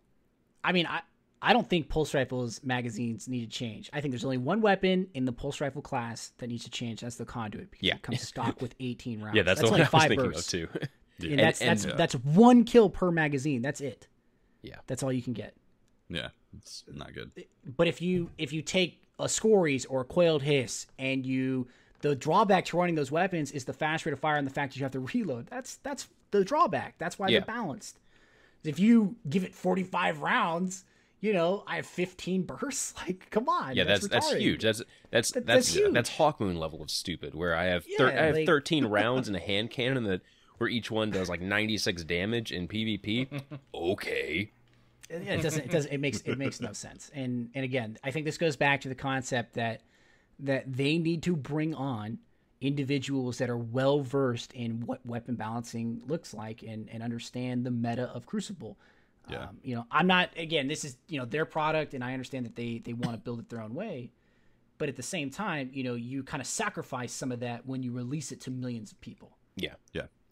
You can have a specific vision for your game, for your product, but considering that it's a multiplayer game like this, there's going to be a lot of countering opinions to that. In fact, there's quite about 7 million or something, however many play this game. Yeah. Yep. Just take a Pashy or a Fizzer or a Triple Rec, and then a couple guys from outside, Rockets. have them sit down in a room. Yeah. And figure and say, hey, is this balanced? Can you legitimately tell us this balanced? And then go ahead and release a patch. Mm-hmm. Don't release a patch and then wait for it to be balanced after that fact, because we're at now is pretty bad. Exactly. So. Well, speaking of rockets, I've been saying, because we were doing rocket phase on Crota there for a second, I'm starting to wonder about some of these other nerfs. Like, I'm sad to see Gjallarhorn. Get nerfed. Yeah. I am sad, but it's needed. Grenades and horseshoes going down too. Grenades and horseshoes needed to be nerfed. that needed to be put into the ground. Oh yeah. I mean, personally, for me, I'm okay with the Gjallarhorn again too, because they don't want any weapon to be best in class. That's pretty much what they said. Mm-hmm. So it makes sense. Gjallarhorn is the best rocket to use. I also by think, a mile. But the reason people use it is because the majority of the enemies in the game are bullet sponges. Yeah. You know what I mean? Like, if Crota has one mechanic, moves left to right. He's currently right now, by the way. And he's Yes, standing If they there. don't fix it, though, it limits their ability to move forward with more interesting mechanics. If they want to make bosses less of bullet sponges, then they have to take into account that there is this weapon that'll fire 2 rockets at once. That's true. Yeah. So if they pull back on Gjallarhorn, that gives them more room to breathe in the future. Right. But I just hope that they take exactly what you're saying, Briar, and apply that. Not just bring the rockets back and then continue to give us the same bosses that, only challenge you for, when people clear content the same day it comes out, there's a problem with that. Mm-hmm. It shouldn't be like that. It should take you much longer, at least like maybe a couple days to clear that content. People shouldn't be dropping Skullus day 1. They should be dropping him maybe later in the week or something. But again, Patrick, you tell me. I don't know. WoW. I think my old school WoW is getting in for that one. Your old school WoW is getting in for that one, but let me pick up the relic here. Like, in old school WoW rockets, a lot of the content was killed day 1. Well, not old school. I'm talking like vanilla, like Lord Kazakh. He came in. He was not. Lord killed Kazakh, day one. Kazakh, he took forever for them to finally down him. I remember. His mechanic was retarded. I will say that. Oh yeah, no, that's a type of mechanic that's only going to be seen in true MMOs, where he just picks someone and they die. Not okay, they're going to die unless this happens. No, they are going to die. That is his mechanic. But what about Molten Core? People when that got launched, people did not clear that day one. No, they didn't, because there was also progression where you needed specific drops off these bosses. You needed you needed to go do this other thing to get the Book of Trank, so then your hunters could slowly start building up. You needed to clear Molten Core, or you needed to kill a bunch of bosses for at least 2 weeks before you could actually progress in there. So that doesn't feel like a proper console FPS game to me. True. In my opinion. Yeah. But that definition is changing pretty rapidly. Yeah. Yeah. Is Destiny an FPS? Yeah. I mean, the core mechanics of the game are first-person shooter. You are in first-person mood, or first-person mode, shooting stuff for the majority of the time. Well, I mean, you could say like it's the classification of RTS then for World of Warcraft. Do you call it just an RTS? I mean, it's an MMORPG. There you go. See, like its core mechanics is that it's a massively multiplayer online role playing game. But is it? But doesn't Destiny share some of those mechanics? Yeah. Absolutely. It does, but I still don't think that. I think content being cleared in the first day is okay. Now, hard mode being cleared in the first day, no. Okay. Absolutely not. There we go. Normal mode should be cleared in the first day, because it's the normal mode. Like, this is what pretty much everyone's going to go do. Right. Yeah. You want your average player to be able to do normal mode. Right. I think that's fair. Yeah. I think that. I liked your idea though, or the idea taken from, was it Molten Core that you said from World of Warcraft? Mm-hmm. Where you actually had to go get items that might help you in the raid. That's cool. That's a cool idea. You had to tune yourself. Yeah. There was a very long process where it's like, do you want to go do this? Well, you have to be this level. You have to go do this quest, and this quest involves, oh god. Yeah, you had to go the Molten Core one wasn't that bad, but like Onyxia attunement for Horde was, it was literally a 2-month long process where you had to. It took you about 2 months to get attuned for this raid. That was just one single boss in a cavern. But I don't. Wow. I don't think any of us are arguing that. You need to take 2 months or a week. Yeah. No. To tune yourself to go do the raid itself. And now completing the storyline to go do the raid, sure. Yeah. Absolutely. Because I mean, that's what we have to go do get now. the new abilities for your, like, if you have to go get that solar hammer for your Titan before you can join the raid, that's okay by me. Because one of the fights might. It can be done without it, because all those fights in original vanilla could be done without those mechanics, but it required extreme skill on everyone's part to do so. So maybe having a Night Stalker to suppress a certain mob's ability would greatly behoove you in your group. Yeah. So maybe that's why you would definitely want to go get that before. That's the type of progression that I think this game can have. And it would make sense. It doesn't need old MMO style stuff. How come that we have not gone to the title screen yet? That's what I'm wondering. We're going to orbit. It takes a while, man. It takes a while. Yeah, Wally wanted to talk about the Dames of Destiny stream. I did want to talk about that. Okay. So do you guys want to? We're approaching 2 hours. Okay. I wasn't there, but I have an opinion. So typical American here. Okay. I think Briar, you said you watched it, right? No, I was actually streaming while it was going on. Okay. I was hearing about it in my comments. Okay. So I tuned in for 5 minutes to it, and all right, so you're the expert. Then, I guess Matt. I'm the most qualified to at least give the introduction on it. Okay, so the Dames of Destiny are an all girl clan, or all female clan, in Destiny, led by Bell Bunny, I believe, on Twitter, and so they were the clan that was hosting the Bungie bounty, where clans like Invigorate, TTL Gunslingers, basically prominent clans have done that. If you're in the community spotlight for your clan, you'll probably host a Bungie bounty at some point. Well, these guys, these gals, they were hosting it, and there were a myriad of things going wrong. For the uncontrollable things, like they were all playing on Xbox, and like people were literally around the world in their party. They had people in Europe. Some of the dames were in Europe. Cosmo and them, they were West Coast. One of the other members was Central. I think Bell Bunny was Central. So, they had some weird connection issues there. On top of that, Xbox yesterday was also having a lot of issues. Oh, yeah. It was really poor timing. Yeah, like I was streaming yesterday, and that's what people... Or did I stream yesterday? I can't remember what day. Yes, I did. I took up Tefty's time slot. People were complaining about, they can't connect to Xbox right now. And this was late in the day. So Xbox had issues. People were dropping out. Plus, they were playing on Iron Banner. So, everyone's favorite laggy PvP mode. So, like, Deej was getting kicked out every 5 minutes. There were just copious lag issues going on. It wasn't a fun experience just based on that.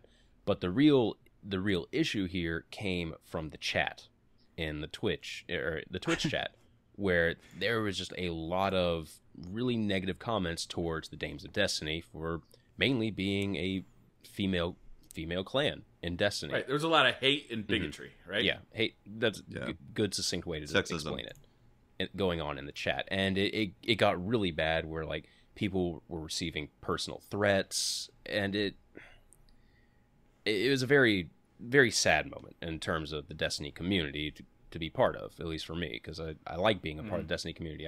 We said time and time again on the Destiny, or on this podcast, that this community is one of the absolute best, and it was unfortunate that one of the top streams yesterday was that horrible mess. Right. Yeah.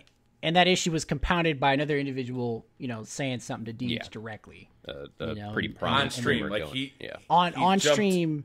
And then putting it up on YouTube. Yeah. Right. Yeah, he jumped into the stream, right? He wasn't invited. He wasn't invited. He was able to get in. I think they had it set to like friends only or something. I'm not sure, but he got in and insulted Deej. And this is very immature. This is a bigger guy too. It's not like it's some random. The chat was it terrible? Yeah, but that's to be expected. I'm not saying that makes it okay. Well, this was the first time that it's been that bad, right, in the history of the Bungie things. Because hell, even when Professor Broman, like the community absolutely hated that, it wasn't that bad compared to what's going on. I didn't care. He was just enjoying the game. Yeah. You know what I mean? Some people, whatever. You know what I mean? Don't agree with that. So, but I think again the biggest issue is that.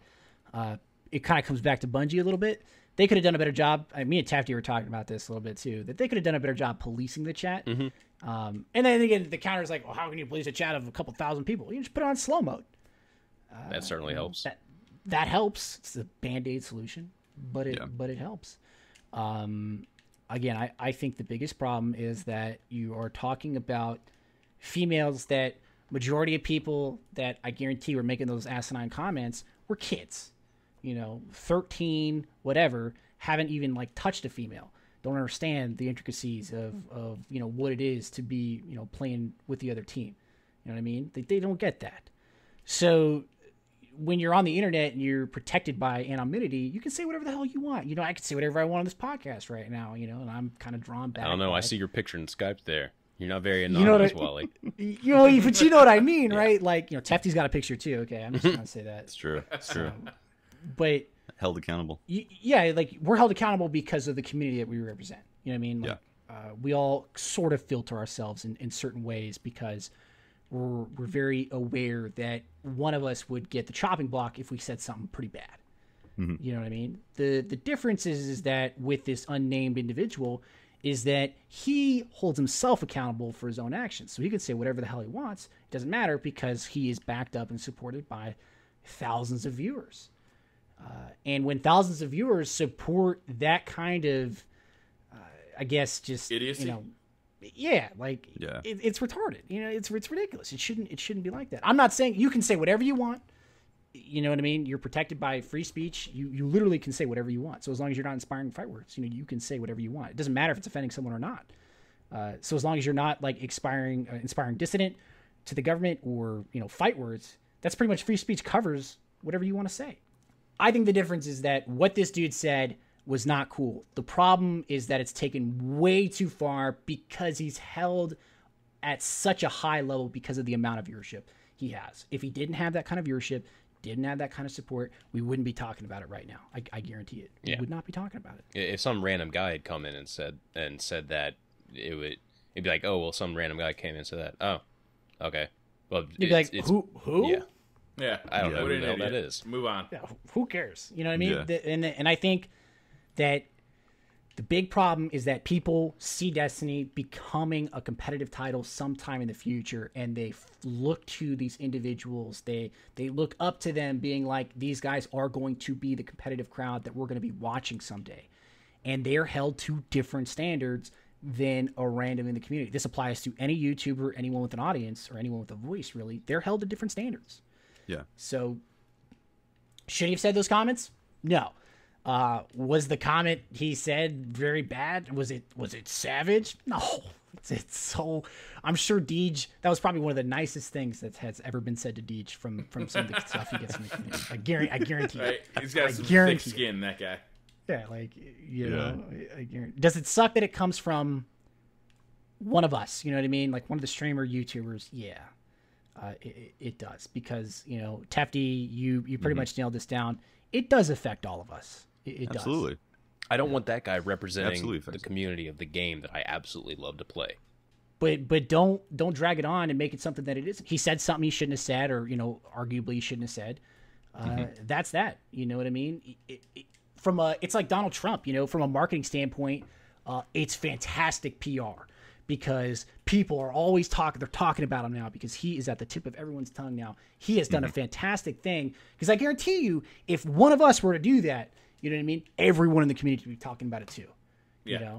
They'd be making videos about it, be like, oh my God, I can't believe what he said. Holy smokes, and for 15, 20 minutes, he's going to get the fame.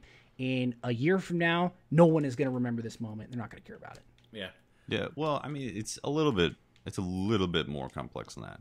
Okay. Yeah, there's like a shock and awe side of it, but it's also how us as gamers integrating our viewpoints into an adult perspective as opposed to being adolescent perspective is growing in the future of our games that we play, because we can't just have these type of chats go on in that Games of Destiny stream and have people just make accusations like that and talk about really awful things in chat and just be like, oh well, they're kids.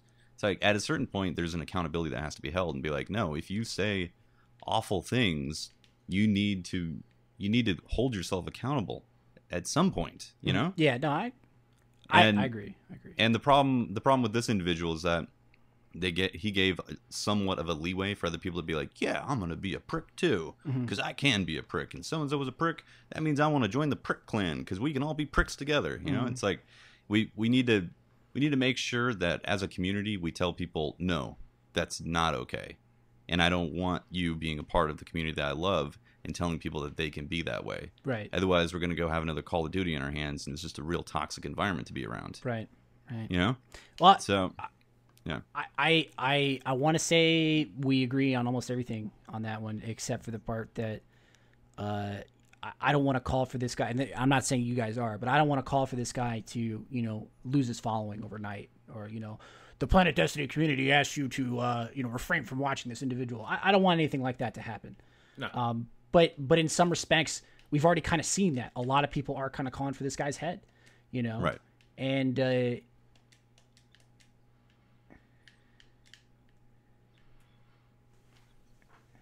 yeah.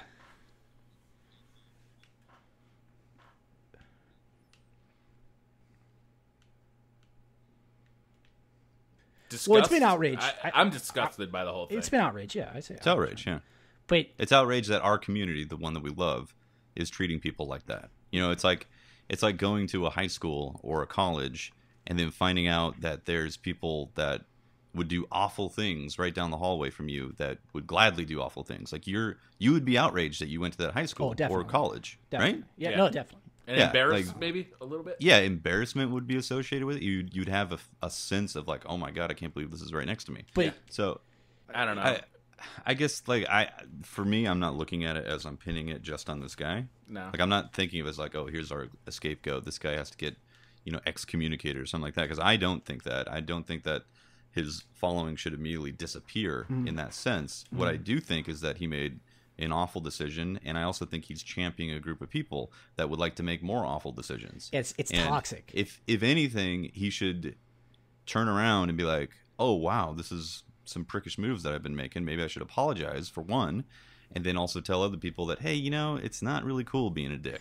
Well, I think the takeaway, I agree, an apology is probably something to look forward to, but I think that the takeaway is the fact that this guy has inspired, in some respect, such a response that he is a valued member of the community, for good or for bad. He does have a voice, and if I was in his position where I had that kind of voice or that kind of power or that kind of viewership, I would embrace that. And if I did something wrong, legitimately wrong, or I did some stupid thing, or I championed the fact that you can kind of say do whatever you want, kind of like the Dames of Destiny chat. I would expect to receive flack from it. Yeah. Again, I just don't think that, I can't sit there and say I'm not milking it because I ran stream title today, #NotSavage. You know what I mean? But that's not the same thing. It's not the same thing, right? Yeah. I think it's also encouraging that there's been such a strong kind of whiplash from the community. Kind of the community as a whole feels very badly about this, right? And that's a good sign of the community as a whole. We had some bad apples over here.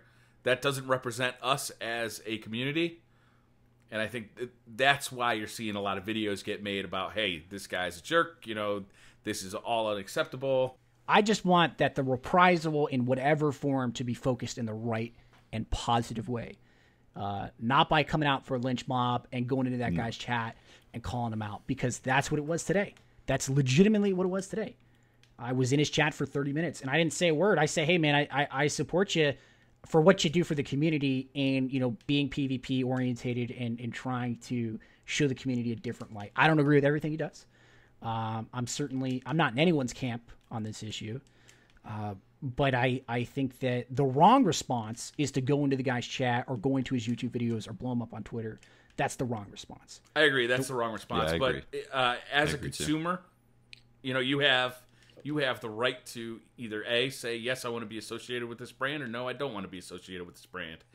And, that guy has come out with a stance, right? He's come out with, here's what I believe in. And now it's up to you, it's up to me to decide, do I want to support that? And my decision is no, I don't want to support that. It's awful. Yeah. Yep. Well, Briar, you're absolutely right. The takeaway is that there's such a strong reaction to this that it speaks good. That the community doesn't want that kind of aspect. They don't want to treat females or males or, in any kind of gender or whatever. They don't want to treat them in the light that they're on a pedestal or that they're treated poorly because of that specific gender.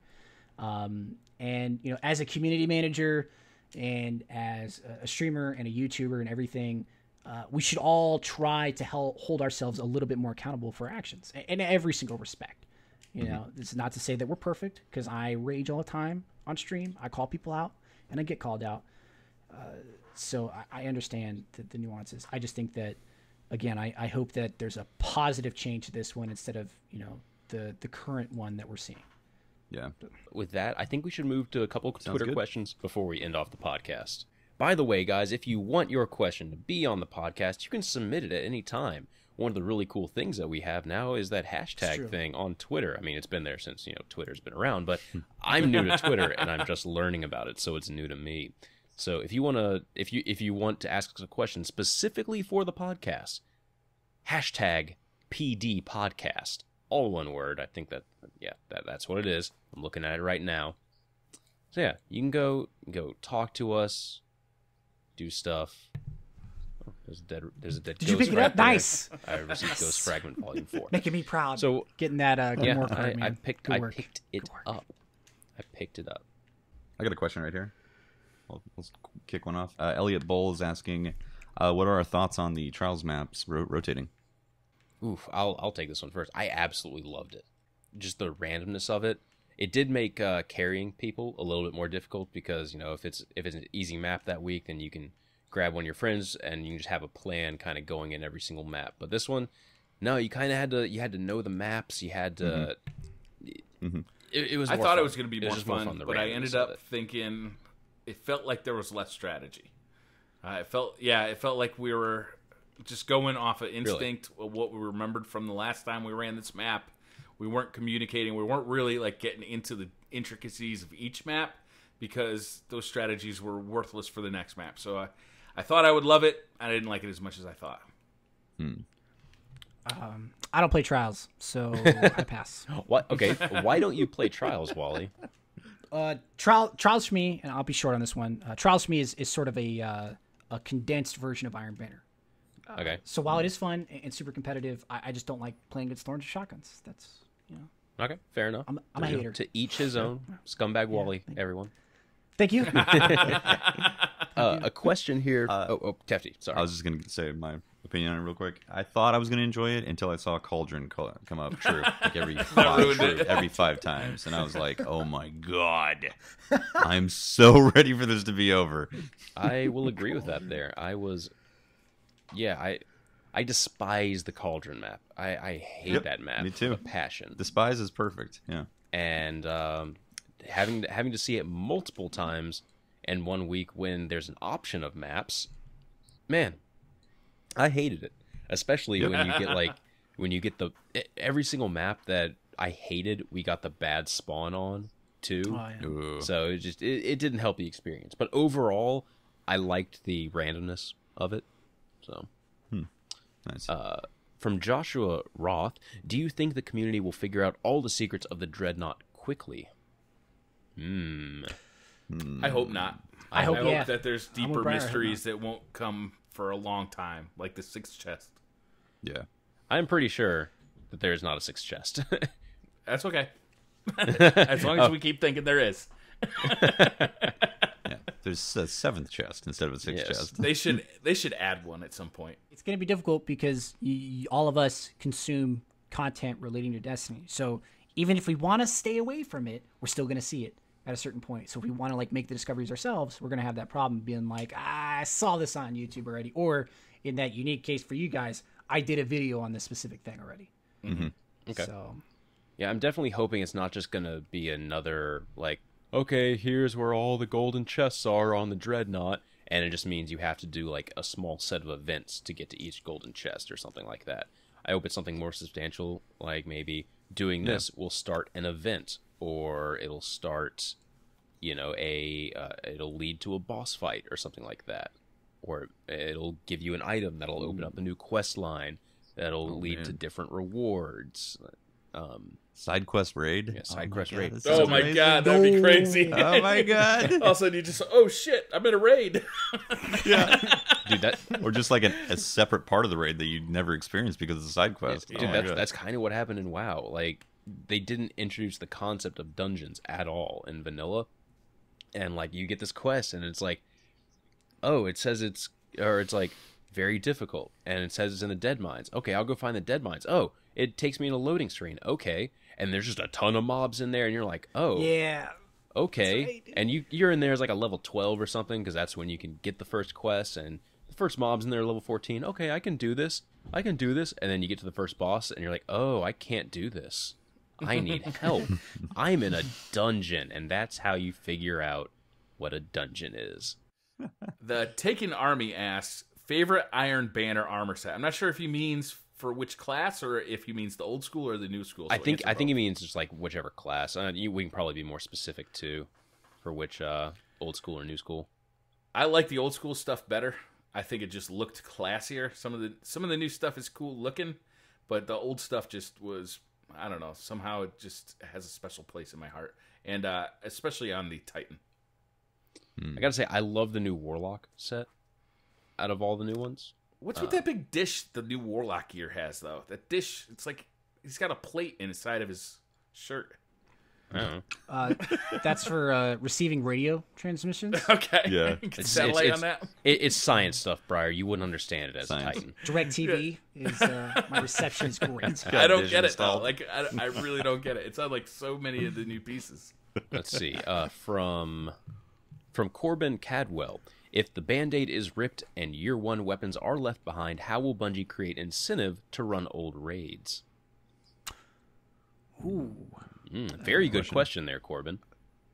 I would That is say, a good question. first off, if they want to run incentive to release, run old raids or anything like that, just up the level cap to current. And then, maybe drop legendary engrams instead of current gear. Okay. That'd be nice. I'd run them all. I mean, I already run them all the time, but I'd run them all the time even more if I could. So Yeah. I like that idea. Personally, I'm going to take a page from World of Warcraft here, like I always do. Weird. Transmogrification is one of my favorite things from WoW, because you can make your character look exactly how you want it. 1 minute my hunter, he could be a feared, blood-soaked armor hunter, and then the next minute I could transmog myself to make me look like a level 1, and then everyone's going to be like, oh, there's just a level 1 over there. He's nothing to be, and then I destroy him. So yeah, that could be one thing. Maybe introduce transmog into the game, because then you can go get that old gear, make your gear look like the older gear, really customize how your guardian looks. That's one way. But I'd be cool with transmog. Yeah, be cool with transmog. How about the Transmog next would be nice. etheric light, whatever that next coinage is, whatever the next currency is that is going to come, because they can't seem to stop making new ones. How about that? One of the ways to get that is go into the old raids. I'd be cool with that. or give that would be give the nice. raids a chance to drop them, but not like a 100% guaranteed chance to drop them. So Yeah, I you like can that. still run it if you want to get some of that, if you're like a min-max person, or maybe you're just running it for old time's sake and you happen to get one. Might be another way. Yeah. The other thing too is if you take stuff out of the raids, then like let's say you take away the weapons or you take away the type of drops, you have to consider the ascendant materials and the radiant materials and all that. Like if you were to get weapons that still drop, then is that the only place that you're getting them then? Which I guess it would be now that I think about it. Right. Yeah, I think it is. Yeah, because motes of light are now what you get out of legendaries. Mm-hmm. Yeah, and the only place you can get ascendant materials relatively easily is through VOG. Yeah, Radiant VOG, through yeah. Crota. The other thing too is the breakdown of materials, and also the just like you're seeing right now, you turn ascendant materials, radiant materials into money, into glimmer and all that, or motes of light. So that is technically a reason to run raids still. That's why I run them. Yeah. Is when I do weapon rolls, I'll blow 20, 30K on trying to find the perfect roll for a weapon. I'll just reimburse myself. Yep. Yeah, so those materials are still good. I definitely like those ascendant materials, being able to get both glimmer and motes out of them. Yeah, motes. Yeah. Motes are my big. I've been pretty good at saving my motes. I'm at like 800 something right now. Dang, dude. Nice. But Wow. yeah, I quickly go through them. See, any more Twitter questions? Silver final Haze, go ahead. Nope. Silver Haze says, "What do you think Bungie means by lots of loot in the Dreadnaught?" I think they mean 7 pieces of loot. Exactly. Exactly 7. Can we confirm that too on this podcast? Ooh. Confirmed. Boom. Inside I just Yeah. confirmed it. Yep. Hold on, I'm baby. gonna call the Reddit mods. Yeah. Reddit's on fire Text now. him Deej right now. I got a question from Danny Duh Consumer. He's saying, "What is your favorite game to play when not playing Destiny?" It's a question to all of Oh, us. that's a good question. Rocket League. Rocket League. Rocket League is very, very fun. I've been playing The Witcher 3.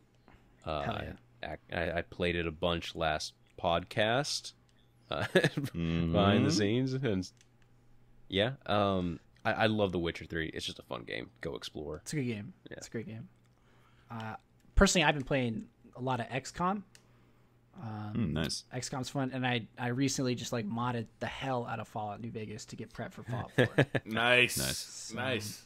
Excellent. keeping it low key. On Windows 10? Does it work on Windows 10? I haven't had any problems. You know what I mean? Okay. So I've had this blue screen pops up a couple times. It's nothing though. to worry about. Nothing to worry about. Says and then That's normal for Windows. I deleted System 32, and then I downloaded more RAM. That's how you, Everything's fine. yeah, that's how you try. Sounds legit. That's how you try Force Pro. Did you guys see that new collection they have for Fallout, where it comes in a bomb? It's so awesome. It is so awesome. I'm wondering if they updated it so it'll run on newer operating systems. That's my only question about it. Or that if is it's a good just the old version of the game. Like some of those games, Fallout 1 stuff like that. I mean, that's old school. They're good games. I have one. I have one confession to make. So for my Let's Play series on my personal channel, one of my friends and I kind of confessed to each other that we've always wanted to play a dating simulator game. So try Tinder. Yeah, yeah. Good one, Wally. So yeah, we've tried to. We're currently playing through one where, you know, because if we're playing a dating sim game, we're going to go all out on this thing. So we found one where we're dating cat girls. Yeah, they are Are girls. these girls shaped like cats? No, they are pretty much girls, but they have cat ears and tails on, and then they have like cat mannerisms as well, where they're not just like the cat lady. So Like a lady with they too actually many cats. they go into some extreme depth explaining the biological makeup of a cat girl in the game. All right, that's Wow. I'm already kind of creeped out, and I haven't even played the game. Believe me, Yeah, me I too. was very creeped out playing this game, and we haven't even gotten to the good parts of it yet. We're only through like the prologue. Good is a strong word. Yeah. what do you mean by good? Good is relative, man. So, for a friend, you got a link. You know, a friend of mine really into cats. Yeah, I'll have to get my other friend to send me the link to the game because I'm not going to keep it on Alright. my computers. You know, I don't want to play it on my Right, personal time at all. Yeah. Yeah, I don't want you to send it to me Yeah. either. I made her keep it on you her put it computer into your Steam away account? from me. Right. You know, Yeah. Did you actually buy it on your Steam account or her not Steam her account? Steam account. I don't want. It's funny, like because she had to actually research which game to buy. So like now all of her suggestions on Steam are just like all these weird dating simulator games. Oh, gross. Oh my gosh. I think weird is again relative. Weird is relative. Yeah. That's true. Yeah. Weird is relative. I'm getting back into Ori and the Blind Forest. I like started that game, got through like the first level of it, and then kind of like I just had to push it aside for Destiny. And also Journey just came out on the PS4, which is a phenomenal Oh, yeah, game. I need to actually play Journey. I've been I never played it on the I never had a PS3. It's really, really good. What? Yeah. What I'm are looking And these forward Rocket League. games Don't forget about Rocket League. you guys are talking Yeah, about, man? Rocket League, and I'm finally finishing my Bloodborne Let's Play series, that's which is right. awesome.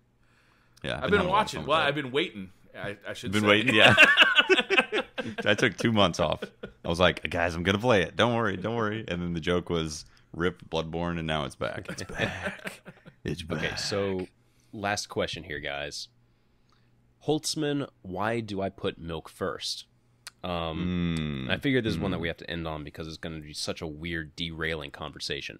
So right now, in Remember, the Destiny weird is streamer relative. community, there's a lot of people that are on the side of cereal in the bowl first and then milk first. The correct way. In other words. Correct Yeah. way, yeah. chosen Correct way. is is a relative term. No, it's actually not. That's not a relative term. Well, a bunch of people like were dogging on Luminosity because he puts milk first, and I'm like, you know Yeah, what? that's batshit crazy. Yeah, and I'm gonna join his camp. I'm gonna join his camp. So, Oh my god. because I have a confession to make. I do put milk in the bowl first. Like legit? Yes, legit. I Like, do put like milk. you think I'm gonna have cereal? You go to the kitchen, you pull out a bowl. I go milk first, and then what cereal am I gonna have? Yep. Oh, bro. Is that what Yep, happens? Yeah, pretty much. And there is deadly reasoning behind this because, well, I not don't think deadly, so. but there's solid sound reasoning behind this because I like my cereal to stay crunchy, and if my cereal is now floating on top of milk, it's going to stay crunchy instead of if it was completely surrounded and submerged by the milk. But How the long do you cereal take to eat your floats, so cereal? you pour You know, the I milk in, like and the to- I like cereal to- goes up above it. No, I Yeah. like to read the paper or something while I'm eating my cereal. So I'm gonna take some time. I see. You know, Your I take- logic So- is flawed here, sir. Yeah, what you're saying is that your cereal eating experience is like a 10 to 15 minute Oh project. yeah, definitely. Say okay. So now it makes sense because for most people, you eat cereal, you can eat that cereal in like 5 minutes minimum. Oh, yeah. Or tops. Yeah. Here's you know? here's something you should explore here, Patrick. Is 2 bowls. No, One no, for no, no. milk, 2 one for bowls is cereal. That way you just no 2 bowls is something that I have explored, and it is something that I do, provided I have the dishwasher space to accommodate 2 bowls because understood. That is The bachelor life is hard. Yeah, sometimes I don't feel like washing 2 bowls to eat cereal, even I though got you it. could just run water in the one that you had cereal in, but if you get a little bit of milk in there, it's a whole long process. But the reason you do that is because then you can have the correct cereal to milk ratio per spoonful I also have one of those bowls that divides the bowl in half, and you can put milk in one side and cereal in the other. So then you can. So you've actually made purchases for this. Yes. Wow, yeah. Yes. Let's call it an obsession. A lifestyle, It's really. a It's very lifestyle. particular way I like to eat my It's not cereal. a choice. I was born that way. Yeah, it's you guys have to understand that some people just like to eat their cereal this way, and it doesn't mean that luminosity. much. I just I just like to eat my it cereal. means a this way. lot. What happens when you have Cocoa Puffs, right? Uh-huh. And you don't have any chocolate milk? What do you do then? Yeah. Do you keep milk and Cocoa Puffs separate? You can't do that because you want chocolate milk. Right. You got to have the chocolate milk. You got to have chocolate milk. Yeah. See, that's why I Cocoa avoid Puffs this was problem. invented. I'm gonna get crucified for this more than that shotgun comment earlier on the stream, but Most I likely, don't like yes. I don't like chocolate milk. Oh, I'm done. I'm out of here. Wow. Oh my goodness. Take this as my resignation from the podcast. You guys have been awesome, but I'm out. PlanetDestiny I'm now feeling that in my hiring chest. new voice talent for Good the podcast. God. Talent is a relative word. All right, guys. Wow. I think we should probably end the podcast now. Yeah, I think so too. Yeah, we've crushed a lot of souls today. Yeah. The souls My were soul. crushed. Anyway, hope you guys enjoy this one. This has been Patrick Casey with PlanetDestiny. If you want to find me on Twitter, it's at Holtzman_PD. Yeah, ask me questions, talk to me about stuff. Ask me about my weird cereal eating habits, even though they don't seem that weird to me. I'm Briar Rabbit. You can find me at the Briar Rabbit channel on YouTube or at the Briar Rabbit on YouTube or on Twitter. Sorry, I'm still thinking about this crazy cereal obsession. I can't get over it. You'll warm up to it. This has been Tefty Teft with Planet Destiny and my own personal channel, Tefty Teft Games. You can talk to me at Teft on Twitter and also catch my streams that are typically at 9 p.m. Pacific time on the Planet Destiny Twitch channel. But I do not stream Monday and Friday typically. And this has been Sir Wallen, the best YouTuber of all time. Make sure you follow me on LimeWire, on Tumblr. Check out my Instagram. I'm at Sir Wallen on Twitter, no space. #1 lore maker NA, baby. Let's go. That was Sir Wallen. You can find him on MySpace as well. He's trying to promote his band. Yeah. That's right. Anyway, My album's better Got a than new Tefty's. mixtape. this has been the Planet Destiny podcast. Hope you guys enjoyed it, and we will see you next week.